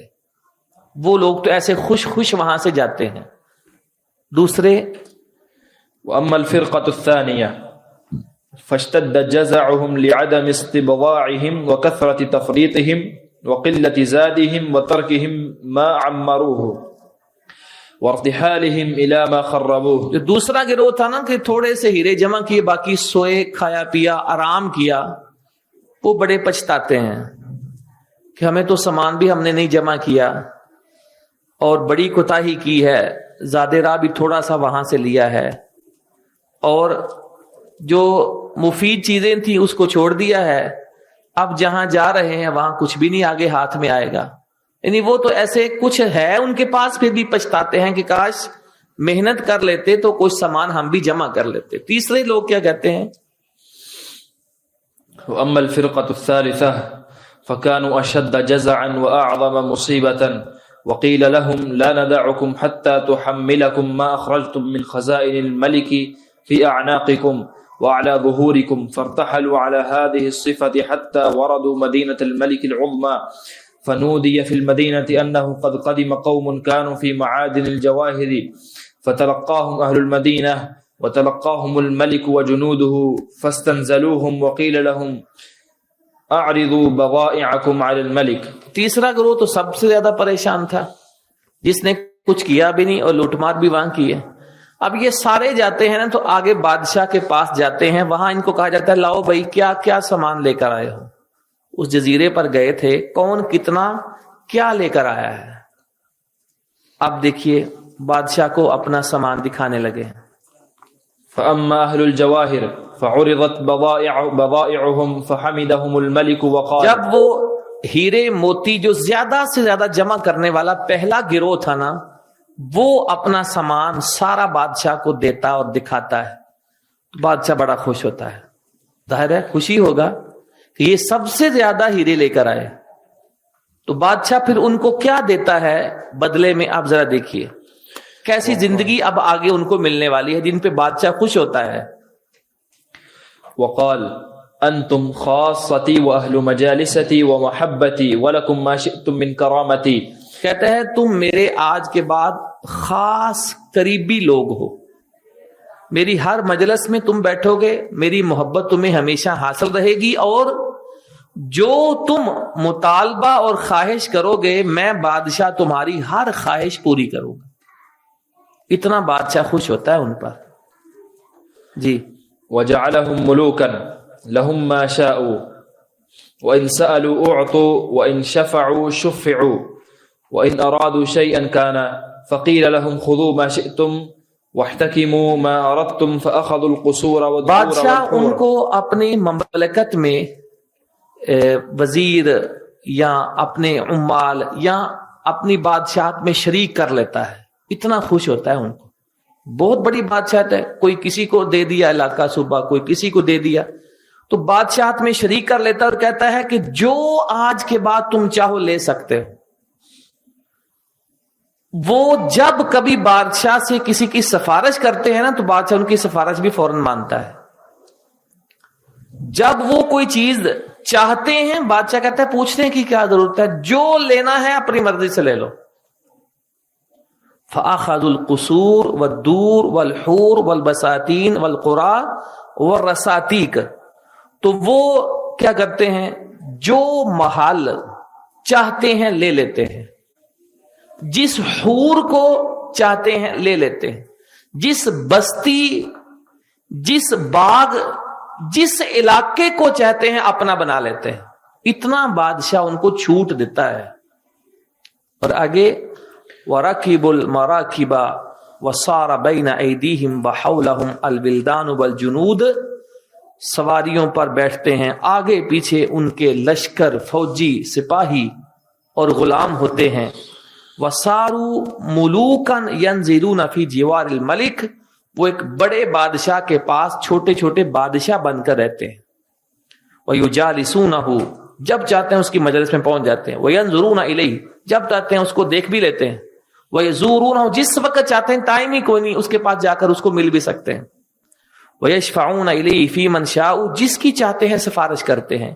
وَإِنْ سَأَلُوهُ أَعْطَاهُمْ وَإِنْ لَمْ يَسْأَلُوهُ ابْتَدَأَهُمْ، جب بادشاہ سے کچھ مانگتے ہیں بادشاہ دیتا ہے، خود نہیں مانگتے ہیں بادشاہ پہلے ہی ان کو دے دیتا ہے، مانگے بغیر ملے گا۔ بتاؤ ان کی زندگی کا کیا عالم ہوگا۔ ہمیں کوئی طیب صاحب کہے کہ 6 سال فلاں ملک جاؤ، ایسے ایسے رہنا ہے، واپس آ کر تمہیں صوبہ پنجاب پورا دے دوں گا، تو 6 سال کے ہم 60 سال رہنے کے لیے بھی تیار ہیں۔ تو یہاں تو بات ہی اور ہے نا، کیوں اپنا راغب صاحب کوئی آپ کو کہے کہ 60 سال آپ نے یہ کام پابندی سے کرنا ہے، آپ اس کے بعد وزیر اعظم ہو، اور گارنٹی ہے کہ 60 سال کے بعد آپ کی زندگی بہت لمبی ہے، تو کریں گے کہ نہیں کریں گے 60 سال؟ ایک لمحے کے لیے بھی وہ کام نہیں چھوڑیں گے، کیونکہ اس کے بعد ہم نے وزیر اعظم بننا ہے، اور نوٹ ہو رہا ہے کہ وہ میری بات مان رہا ہے کہ نہیں مان رہا، تو کبھی چھوڑیں گے؟ آگے دیکھیے۔ وَأَمَّا الْفِرْقَةُ الثَّانِيَةُ فَقِيلَ لَهُمْ أَيْنَ بَضَائِعُكُمْ، دوسرا ٹولہ تھا ان مسافروں کا جس نے تھوڑے سے ہیرے اور باقی سو کر وقت گزارا تھا۔ ان سے بات پوچھتا، ہاں بھی تم کیا لائے ہو، تمہارا سامان کہاں ہے جو وہاں 24 گھنٹے میں جمع کیا ہے؟ تو کہتے ہیں ما لنا بضاع، ہمارے پاس تو کچھ خاص ہے ہی نہیں آپ کے لیے جو آپ کو دکھا سکیں۔ بادشاہ کو مایوس کرتے ہیں تو پھر کیا نتیجہ نکلتا ہے؟ آگے دیکھیں ذرا۔ فَقِيلَ وَيْحَكُمْ أَمَا كُنْتُمْ فِي مَعَادِنِ الْجَوْهَرِ أَمَا كُنْتُمْ أَنْتُمْ وَهَؤُلَاءِ الَّذِينَ صَارُوا مُلُوكًا فِي موضع واحد، کہتے ہیں بے وقوفو تم کہاں تھے، تمہیں تو ہم نے ہیرے کی کانوں میں بھیجا تھا، یہ جو پہلے میرے ساتھی ہیں تم اور وہ ایک ہی جگہ تو گئے تھے۔ قالوا بلا ولکن آثرنا الداعة والنوم، کہتے ہیں ہاں جگہ ایک ہی تھی، وہ کام کرتے رہے، ہم سوتے رہے، ہمیں سونا پسند تھا، تو اس لیے ہمارے پاس کچھ بھی نہیں ہے۔ اب آگے سارے دیکھیے۔ وقال بعضهم اشتغلنا ببناء الدور والمساكن، دوسرے کہتے ہیں نہیں ہمیں تو ٹائم ہی نہیں ملا ہیرے موتی آپ کے لیے لے کر آئے، ہم نے تو وہاں کوئی کوٹھیاں مکان بنانے شروع کر دی، شاید یہیں رہنا ہے۔ وقال آخرون اشتغلنا بجمع الزلف والشقف، دوسرے کہتے ہیں ہم تو ٹھیکریاں پتھر جمع کرتے رہے کہ ہم نے شاید یہی چاہیے۔ فقيل لهم طبا لكم أما علمتم قلة مقامكم ونفاسة الجواهر التي عندكم أما علمتم أن تلك ليست بدار مقام ولا محل منام أما أيقظكم الأيقاظ أما وعدكم الوعاظ، بادشاہ کہتا ہے تم تباہ و برباد ہو جاؤ، تمہیں پتا نہیں تھا کہ وہاں تو صرف 24 گھنٹے ٹھہرنا ہے، کوٹھیاں مکان کس لیے بنا رہے تھے وہاں پر، تو تمہیں اتنے قیمتی ہیرے وہاں مل رہے تھے، تو تمہیں پتا نہیں چلا کہ یہاں تو ہمیشہ نہیں رہنا، تھوڑے سے ٹائم کے لیے رہنا ہے، نہ یہاں سونا ہے، تمہیں کوئی جگانے نہیں آیا، کسی نے سمجھایا نہیں تھا یہ ساری باتیں؟ کہتے ہیں بلا واللہ، کہتے ہیں اللہ کی قسم، قد علمناها، ہمیں پتا تھا، فتجاہلنا، ہم نے خود ہی نظر انداز کر دیا، وَأُوقِظْ نہ فتنا ومنا، ہمیں کسی نے کہا بھی تھا کہ چھوڑو نیند آؤ کام کرو، لیکن ہم نے نیند کو ترجیح دی، وسمعنا فتصاممنا، ہم نے سنا تھا لیکن ہم خود ہی بہرے ہو گئے۔ فقیل لهم تبا لکم آخر الدہر، ہمیشہ بربادی تمہارا مقدر رہے گی۔ اب کتنا بڑا نقصان کر کے آئے ہو، موقع ہی ضائع کر دیا ہے۔ آگے دیکھیں۔ فعضوا أيديهم ندما وبكوا على التفريط بعد الدموع دما وبقوا آسفين متحيرين ووقفوا منتظرين أن يتصدق عليهم بعض الذين صاروا ملوكا بشفاعة أو يتكلم لهم عند الملك بكلمة، تو وہ اپنے ہاتھ کاٹیں گے ندامت سے اور اپنی کوتاہی پر آنسوؤں کے بعد خون کے آنسو بہانا شروع کریں گے، اتنا پچھتائیں گے حیران پریشان افسردہ رہیں گے، پھر انتظار کریں گے کاش کہ جو پہلے گروہ والے بادشاہ کے قریبی بنے کوئی ان میں سے ہماری سفارش کر کے ہمیں بادشاہ کی ناراضی سے بچا لے۔ آخری محل بس یہی ہوگا کہ کوئی سفارشی ملے اور ہم اس بری حالت سے باہر نکلیں۔ یہ دوسرے گروہ کی حالت ہے۔ اب تیسرا گروہ دیکھیے، أما الفرقة الثالثة فجاءوا يحملون أوزارهم على ظهورهم يائسين مبلسين حيارى سكارى قد زلت بهم القدم وحلت بهم الندم ونزل بهم الألم وافتضحوا عند الأمم فأبعدهم الملك عند داره وطردهم من جواره وأمر بهم إلى السجن فجروا إليه قد أيقنوا بالعذاب وجل أمرهم عند العتاب۔ تیسرا گروہ کون سا تھا؟ جس نے چراگاہ پر حملہ کیا تھا۔ تیسرا وہ گروہ جس نے بادشاہ کے خزانے لوٹے تھے، اس کی لونڈیاں اور غلاموں کو ستایا تھا، یہ تیسرا گروہ وہ ہے۔ اس کی کیا حالت ہوگی؟ فجاءوا يحملون اوزارهم على ظهورهم، اپنے گناہوں سمیت آئیں گے، یعنی تھوڑا سا جو دوسرے گروہ کے پاس سامان تھا ان کے پلے وہ بھی کچھ نہیں، صرف اور صرف وہ گناہ ہے جو چراگاہ کو پامال کیا تھا، بادشاہ کے خزانے لوٹے تھے، وہ جرم جو ہے وہ صرف ان کے کھاتے میں ہے، کوئی چیز نہیں سوائے جرائم کے۔ اب یہ کیا ہے؟ یا اسین مبلسین، مایوس، حیران، پریشان کہ ڈگمگا رہے ہیں، ندامتیں، پریشانیاں ہیں، تکلیفیں ہیں، سب کے سامنے ان کو رسوائی مل رہی ہے، ساری امتیں وہاں جمع ہیں۔ اب کیا کرے گا بادشاہ ان کو؟ فَأَبْعَدَهُمُ الْمَلِكُ عَنْ دَارِهِ، بادشاہ کہے گا جنت سے تو ان کو کہیں دوری لے جاؤ۔ وَطَرَدَهُم مِّن جِوَارِهِ، اپنے پاس بھی نہیں پھٹکنے دے گا ان کو۔ وَأَمَرَهُم بِهِ وَأَمَرَ بِهِمْ إِلَى السِّجْنِ، کہے گا ان کو قید خانے لے، جیل میں بند کر دو سب کو۔ فَجُرُّوا إِلَيْهِ قَدْ أَيْقَنُوا بِالْعَذَابِ، ایسے ان کو کھینچ کر لے جایا جائے گا، ان کو پتہ چلے گا وہاں جا کر ہمیں اب مار ہی پڑنی ہے۔ وَجَلَّ أَمْرُهُمْ عِنْدَ الْعَتَابِ، ڈانٹ ڈپٹ ان کے مقدر میں بہت بڑھ جائے گی۔ آگے دیکھیے اللہ فرماتے ہیں فَإِن يَصْبِرُوا فَالنَّارُ مَثْوًى لَهُمْ وَإِن يَسْتَعْتِبُوا فَمَا هُمْ مِنَ الْمُعْتَبِينَ، صبر بھی کریں گے نا تو ان کا ٹھکانہ آگ ہی ہے۔ وہاں اگر وہ یہ چاہیں گے نا کہ کاش رب ہم سے راضی ہو جائے تو راضی ہونے کا امکان ہی کوئی نہیں، یعنی وہاں جو کر کے آئے ہیں، جو خزانے ڈاکہ مارا ہے، لوٹ مار مچائی ہے، تو کہ اگر اس کے بعد یہ چاہیں گے کسی طرح ہمیں موقع ملے بادشاہ کو راضی کرنے کا تو وہ بھی چانس ہی ختم ہو جاتا ہے۔ فما هم من المعتبین۔ فانظر رحمك الله إلى تفاوت ما بين المنزلتين وما حصل من الفرق بين الفريقين بالصبر في تلك المدة اليسيرة التي أقاموا في تلك الجزيرة۔ اب امام ابن قدامہ یہ پوری مثال سمجھانے کے بعد کہتے ہیں کہ دیکھو کتنا فرق ہے دونوں کے درمیان۔ ایک وہ تھے جنہوں نے موقع غنیمت جانا اور ہیرے موتی جمع کر کے لا کر بادشاہ کو دیے، بادشاہ کو خوش کیا ہے۔ بادشاہ خوش ہوتا ہے تو دیکھو کیسے ان کو اپنی مملکت کے اندر بادشاہ بنا دیتا ہے۔ ایک وہ ہیں اور دوسرے یہ کہ جس سے بادشاہ نے روکا تھا اس میں لوٹ مار مچا کر آئے ہیں۔ کتنا فرق ہے دونوں کے مقام کے اندر۔ صرف کیا کیا ہے کہ ایک نے صبر کر کے اس موقع کو غنیمت سمجھا جتنی دیر وہ اس جزیرے میں ٹھہرے رہے ہیں۔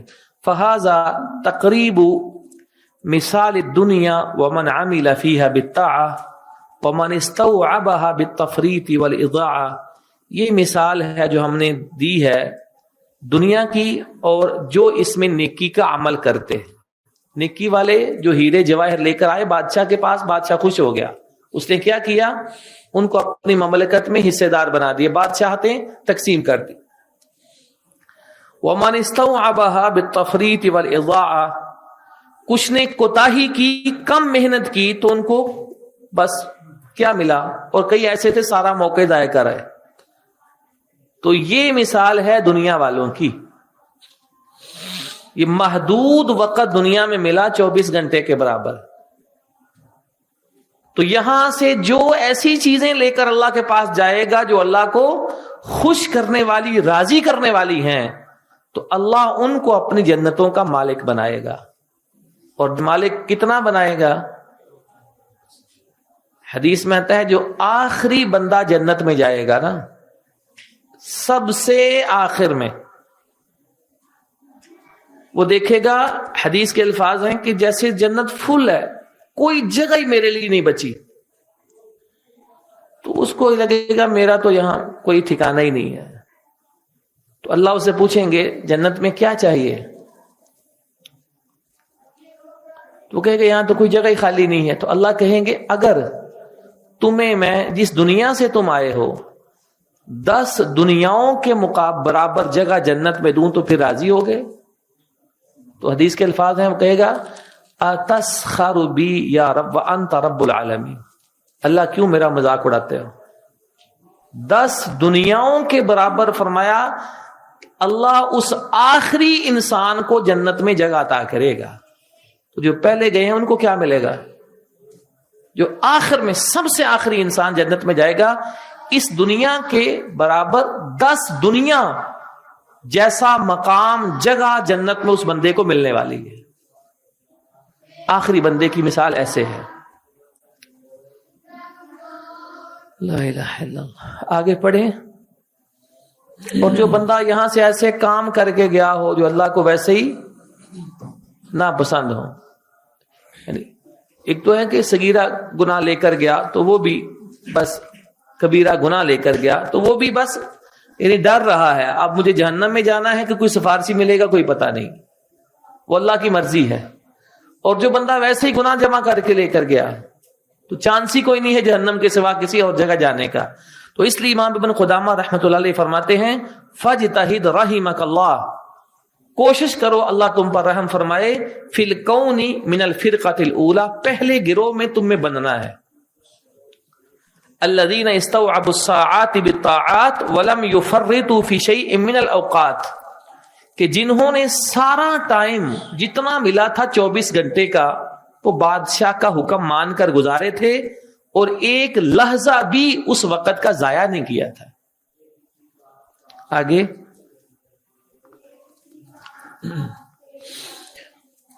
فاجتهد رحمك الله وألزم قلبك الفكر في نعم الله لتشكرها وفي ذنوبك لتستغفرها وفي تفريطك لتندم وفي مخلوقات الله وحكمه لتعرف عظمته وحكمته وفيما بين يديك لتستعد له أو في حكم شيء تحتاج إليه لتعلمه. کہتے ہیں اللہ کے بندے اپنے دل میں یہ سوچ اور فکر پیدا کرو، اللہ کی نعمتوں پر غور کیا کرو تاکہ تم ان کا شکر ادا کر سکو، اور اپنے گناہوں کا سوچا کرو تاکہ تم ان کی بخشش طلب کر سکو، اور اپنی کوتاہی کے بارے میں بھی غور کرو تاکہ تم ندامت اختیار کر سکو، اور غور کیا کرو اللہ کی مخلوقات کے بارے میں، اللہ کی حکمتوں کو دیکھا کرو تاکہ تم اللہ کی عظمت اور اس کی حکمت کی معرفت حاصل کر سکو، اور جو تمہارے سامنے موجود ہے ان چیزوں میں غور و فکر کیا کرو تاکہ تم تیاری کرو، یا او فی حکم شیء تحتاج الیہ لتعلمہ، یا غور و فکر کیا کرو کہ جس چیز کے حکم کی تمہیں ضرورت ہے تاکہ تم اس کو علم حاصل کیا کرو. غور و فکر کے یہ فائدے ہوتے ہیں کہ نیکیوں میں غور و فکر ہے تو بندہ کیا کرے گا؟ شکر ادا کرے گا. کوتاہیوں میں، غلطیوں میں انسان غور و فکر کا نتیجہ کیا ہوتا ہے کہ بندہ استغفار کرتا ہے. تو آگے کہتے ہیں وألزم لسانك ذكر الله تعالى ودعاءه واستغفاره أو قراءة قرآن أو علم أو تعليم أو أمر بمعروف أو نهي عن منكر أو إصلاح بين الناس. اپنی زبان کو پابند کرو ذکر کا، دعا کا، استغفار کا، تلاوت کا، علم سیکھنے کا، علم سکھانے کا، نیکی بتانے کا، برائی سے روکنے کا، یا لوگوں کے درمیان صلح کروانے کا اور ان کی اصلاح کرنے کا. کہتے ہیں یہ کام تمہارے ہونے چاہیے. آگے یعنی دل میں ایسے غور و فکر ہو ہمیشہ، زبان پر یہ چیزیں ہوں پڑھنے والی، اور اعمال کیا کریں اور اعضاء کیا کریں باقی. اب دیکھیے وأشغل جوارحك بالطاعات وليكن من أهمها الفرائض في أوقاتها على أكمل أحوالها ثم ما يتعدى نفعه إلى الخلق وأفضل ذلك ما نفعهم في دينهم كتعليمهم الدين وهدايتهم إلى الصراط المستقيم. کہتے ہیں باقی اعضاء ہمیشہ تمہارے اللہ کی اطاعت میں مصروف رہیں، اور نیکیوں میں سب سے زیادہ جو افضل چیز ہے، اہم چیز ہے، وہ کہ فرائض کو ان کے وقت کے مطابق ادا کرنا۔ ثم دوسرے نمبر پر فرائض کے بعد آتا ہے وہ کام کرو کہ جس کا نفع متعدی ہو، تمہاری ذات تک نہ رہے بلکہ دوسروں کو فائدہ ملے، وہ کام کرو۔ وَأَفْضَلُ ذَلِكَ مَا نَفَعَهُمْ فِي دِينِهِمْ، اور نفع دوسروں کو پہنچانا ہے تو ان میں سب سے افضل نفع وہ ہے جو آپ دوسروں کو دین سکھانے یا ان کی دین کی بہتری کے لیے ان کو فائدہ دیتے ہو۔ کیسے؟ کَتَعْلِيمِهِمُ الدِّينَ، جیسے ان کو دین سکھاتے ہو یا ان کو صراط مستقیم کی طرف بلاتے ہو، تو ایسا کام کرو جس کا نفع متعدی ہو اور فائدہ دوسروں کو پہنچے تاکہ وہ صدقہ جاریہ بھی بنے۔ اب امام ابن قدامہ رحمۃ اللہ علیہ نے یہاں یہ بتایا ہے نا کہ دنیا کو سمجھو اور نیک اعمال کو جمع کرنے کی کوشش کرو۔ آگے بتاتے ہیں کہ تیسرے نمبر پر ایسے کاموں سے بچو جو تمہاری نیکیوں کو برباد کر دیں۔ یہ نہیں کہ بندہ دنیا کو پتہ ہے نہیں ہے، نیکیاں بھی کرتا ہے لیکن ایسے عمل کرتا ہے جو نیکیاں ضائع کر دیتے ہیں، تو وہ بھی تو خسارے میں ہے۔ اب آگے وہ اعمال بتانے لگے ہیں کہ جن سے انسان کی نیکیاں برباد ہو جاتی ہیں کہ ان سے بھی بچ کر رہنا ہے۔ الفصل الثاني مفسدات الأعمال. واحترس من مفسدات الأعمال لئلا يفسد عملك ويخيب سعيك فلا تحصل على أجر العاملين ولا راحة البطالين وتفوتك الدنيا والآخرة. کہتے ہیں اب اعمال برباد کر دینے والی عادات سے بھی تم نے بچ کر رہنا ہے۔ کیوں؟ کہ بندہ ایک عمل کرتا ہے، نیکی کرنا کوئی آسان تو نہیں ہوتا ہے، نیکی کرتا ہے، اس کے بعد کوئی ایسا کام کر لیتا ہے جو اس کی نیکی کو برباد کر دیتی ہے۔ اب اس نے نیکی میں وقت بھی لگایا اور ثواب بھی ہاتھ سے گیا، تو ایسے جو امید بندی تھی نا نیکی سے، وہ بھی انسان کی خاک میں مل جاتی ہے۔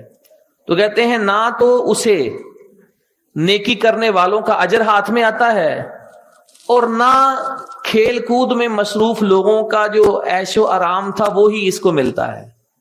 لوگ کھیل کود میں تھے، یہ نیکی کر رہا تھا، چلو ان کو نیکی کرنی توفیق تو نہیں ہوئی، لیکن اس کو کیا ملا اگر اس نے اپنی نیکی برباد کر لی؟ یہ تو ان سے بھی گیا گزرا ہوا، نہ دنیا کا عیش و آرام حاصل کر سکا اور نہ اسے آخرت کا ہی کوئی اجر مل سکا۔ وَتُفَوِّتَكَ الدُّنْيَا وَالْآخِرَةَ، دنیا اور آخرت دونوں میں ہی محروم رہا، دونوں کا ہی عیش و آرام ضائع کر بیٹھا۔ تو جو اعمال انسان کی نیکی کو برباد کر دیتے ہیں ان میں سب سے پہلا عمل عدم اخلاص اور ریاکاری بتاتے ہیں۔ الرياء فمن ذلك الرياء والعمل لمحمدة الناس فإن هذا شرك. کہتے ہیں سب سے پہلا کام ہے ریاکاری اور لوگوں کی تعریف کے لیے کام کرنا۔ فإن هذا شرك، یہ شرک ہے۔ وقد روی عن اللہ ریاکاری، اور ہم تو خیر درس دیتے ہیں لوگوں کو سکھانے کے لیے، جمعہ بھی پڑھاتے ہیں نا۔ یقین کریں آج کے دور میں جتنی زیادہ ضرورت اخلاص کی اہل دین کو ہے، اور اہل دین سے مراد طلباء اور علماء کو ہے، اتنی ضرورت اب کسی اور کو نہیں رہی۔ کہ جتنی ریاکاری اور عدم اخلاص ہمارے کاموں میں نظر آتا ہے وہ عام لوگوں کی زندگی میں نظر نہیں آتا ہے۔ ہمارا ہر عمل ریاکاری پر مبنی لگتا ہے، ہمارے کسی عمل کے اندر اخلاص نظر نہیں آتا ہے۔ اور ریاکاری ہوتی کیا ہے؟ یہ سوچ کہ میرے کام کی لوگ تعریف کریں، یہ بنیاد ہے ریاکاری کی۔ یعنی میں دکھلانے کے لیے عمل کروں وہ تو بعد کی بات ہے نا، اگر یہ سوچ بن گئی نا کہ میرے کام کی لوگ تعریف کریں، یہ نیت پیدا ہو گئی، تو یہ بندہ ریاکار ہے, یہ مخلص نہیں ہے. لیکن اگر خود کوئی تعریف کر دیتا ہے اس سے کچھ نہیں ہوتا ہے. جیسے نبی علیہ السلام سے پوچھا گیا کہ ایسے ہم کوئی کام کرتے ہیں, لوگ تعریف کر دیتے ہیں, تو فرمایا تلک عاجل بشر المؤمن, یہ دنیا میں انعام ہے مومن کا, اس سے کوئی فرق نہیں پڑتا ہے. لیکن اگر نیت یہ بنی نا کہ میں نے یہ کام کرنا ہے اتنا اچھا کہ لوگ میری تعریف کریں, سمجھو بندہ ریاکار ہے, اسے کچھ بھی نہیں ملنے والا ہے. اور ریاکار کتنا بے وقوف ہوتا ہے. وہی بات, یہ دروازہ کھول دیں کہ کتنی محنت کرتا ہے عبادت کے لیے, اجر سے پھر بھی محروم رہتا ہے. یعنی ان کے برابر ہو جاتا ہے جو نماز نہیں پڑھتے, اور یہ ریاکاری کے لیے نماز پڑھتا ہے. یہ نمازی اور وہ بے نماز دونوں برابر ہوتے ہیں. تو فرماتے ہیں دیکھو ریاکاری کیا ہے, والعمل لمحمدۃ الناس, لوگوں سے تعریف لینے کے لیے عمل کرنا, وہذا شرک, اور یہ شرک ہے.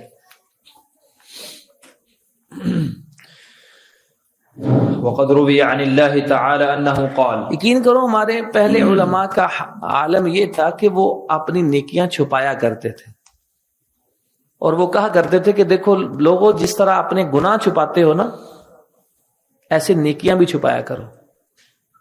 اور اب ہمیں تسلی نہیں ہوتی جب تک ہماری نیکی دوسرے کے علم میں نہیں آ جاتی ہے یا اس کو دکھا نہیں دیتے. یقین کرو آج اب لوگوں کو دیکھو گے, ہمارے لائن کے علماء طلباء کسی کی عیادت کرنے جاتے ہیں نا, تو جب تک تصویریں فیس بک پر نہیں ڈالتے ہیں ان کو عیادت کی تسلی نہیں ہوتی کہ پوری ہوئی ہے کہ نہیں ہوئی ہے.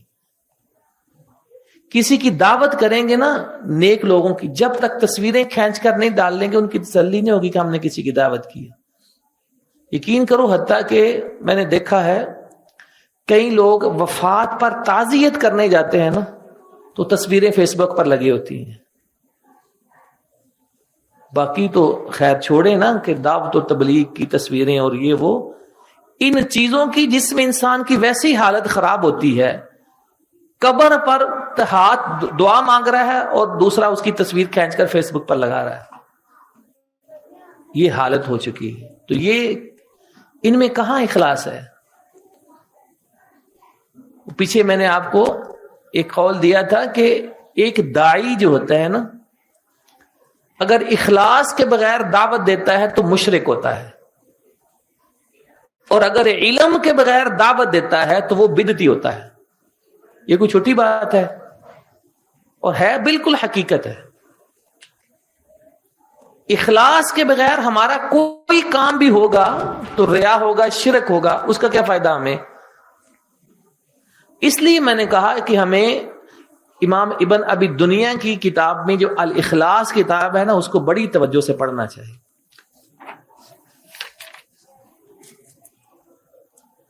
اور ایک کتاب ہے التواضع والخمول, خمول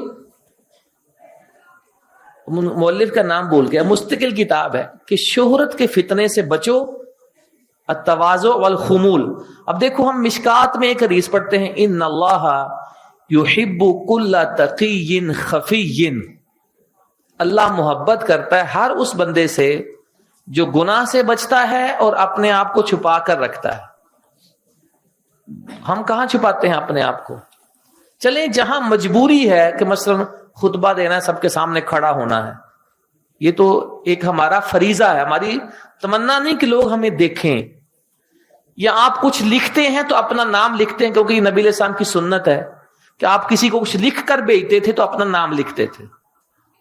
لیکن جہاں ضرورت بھی نہیں ہوتی ہے بلکہ ممانعت ہوتی ہے, وہاں بھی ہم اپنا سب کچھ لوگوں کو دکھا رہے ہوتے ہیں. تو جتنا آج طلباء اور علماء کو ضرورت ہے نا اخلاص کی اور ریاکاری سے بچنے کی, عوام تو اس سے بہت دور ہے. اب دیکھیے آگے ایک حدیث پڑھے,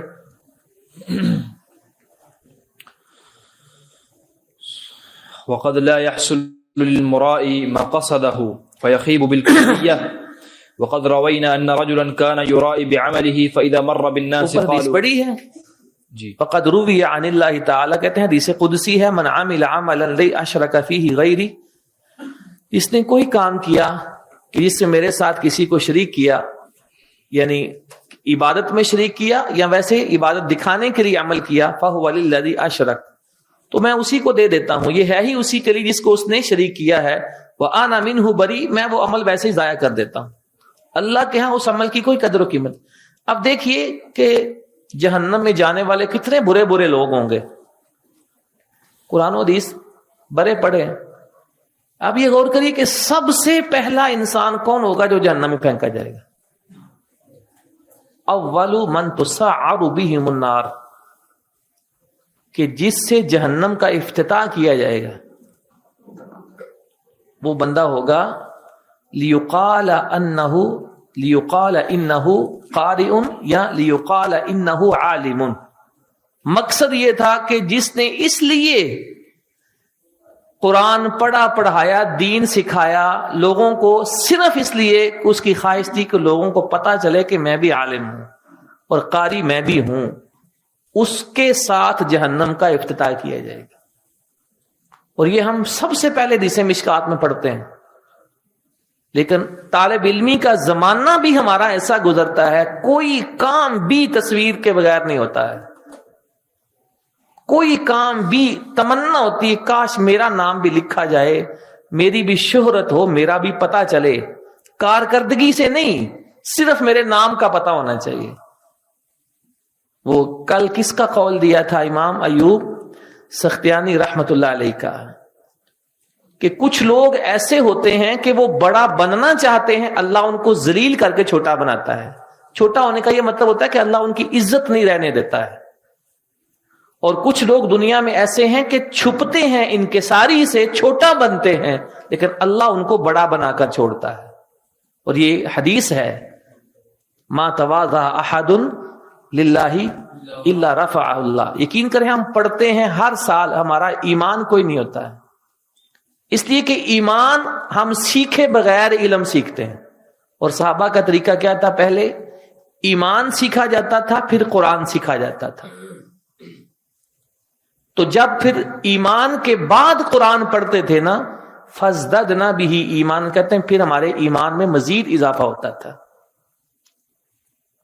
یہ چیزیں پڑھتے ہیں، بندہ سمجھتا ہے کہ یہ تو میں نے صرف دوسروں کو سکھانے کے لیے پڑھ رہا ہوں، جبکہ میں نے کہا امام احمد کیا کہتے تھے؟ سب سے پہلے علم سیکھو کہ خود عمل کرنا ہے، دوسرا درجہ ہے کہ یہ سوچو میں نے دوسرے کو سکھانا ہے۔ لیکن ہمارا پہلا بالکل نہیں ہوتا ہے، ڈائریکٹ ہمارا دوسرا ہدف ہوتا ہے کہ میں نے درس دینا ہے، میں نے جمعہ پڑھانا ہے، میں نے تقریر کرنی ہے، چلو یہ آیت حدیث سے میں استعمال کرتا ہوں۔ کیوں جی بیت اللہ صاحب، تیاری سب کی ایسے ہوتی ہے۔ تو وہ کہاں گیا جو اپنے اندر علم اتارنا تھا؟ وہ کھانا ہی بند ہو جاتا ہے۔ تو اس لیے دیکھ لو کہ جہاں جہاں آپ کو دینی پروگراموں میں، دینی مجالس میں، دینی اداروں میں، تعلیمی پروگراموں میں، ہر جگہ ریاکاری ایسے نظر آئے گی، لگتا ہی نہیں کہ یہ لوگ اللہ کے لیے بھی کچھ کرتے ہیں۔ اللہ تعالی ہمیں معاف فرمائے اور توفیق سے نوازے۔ آگے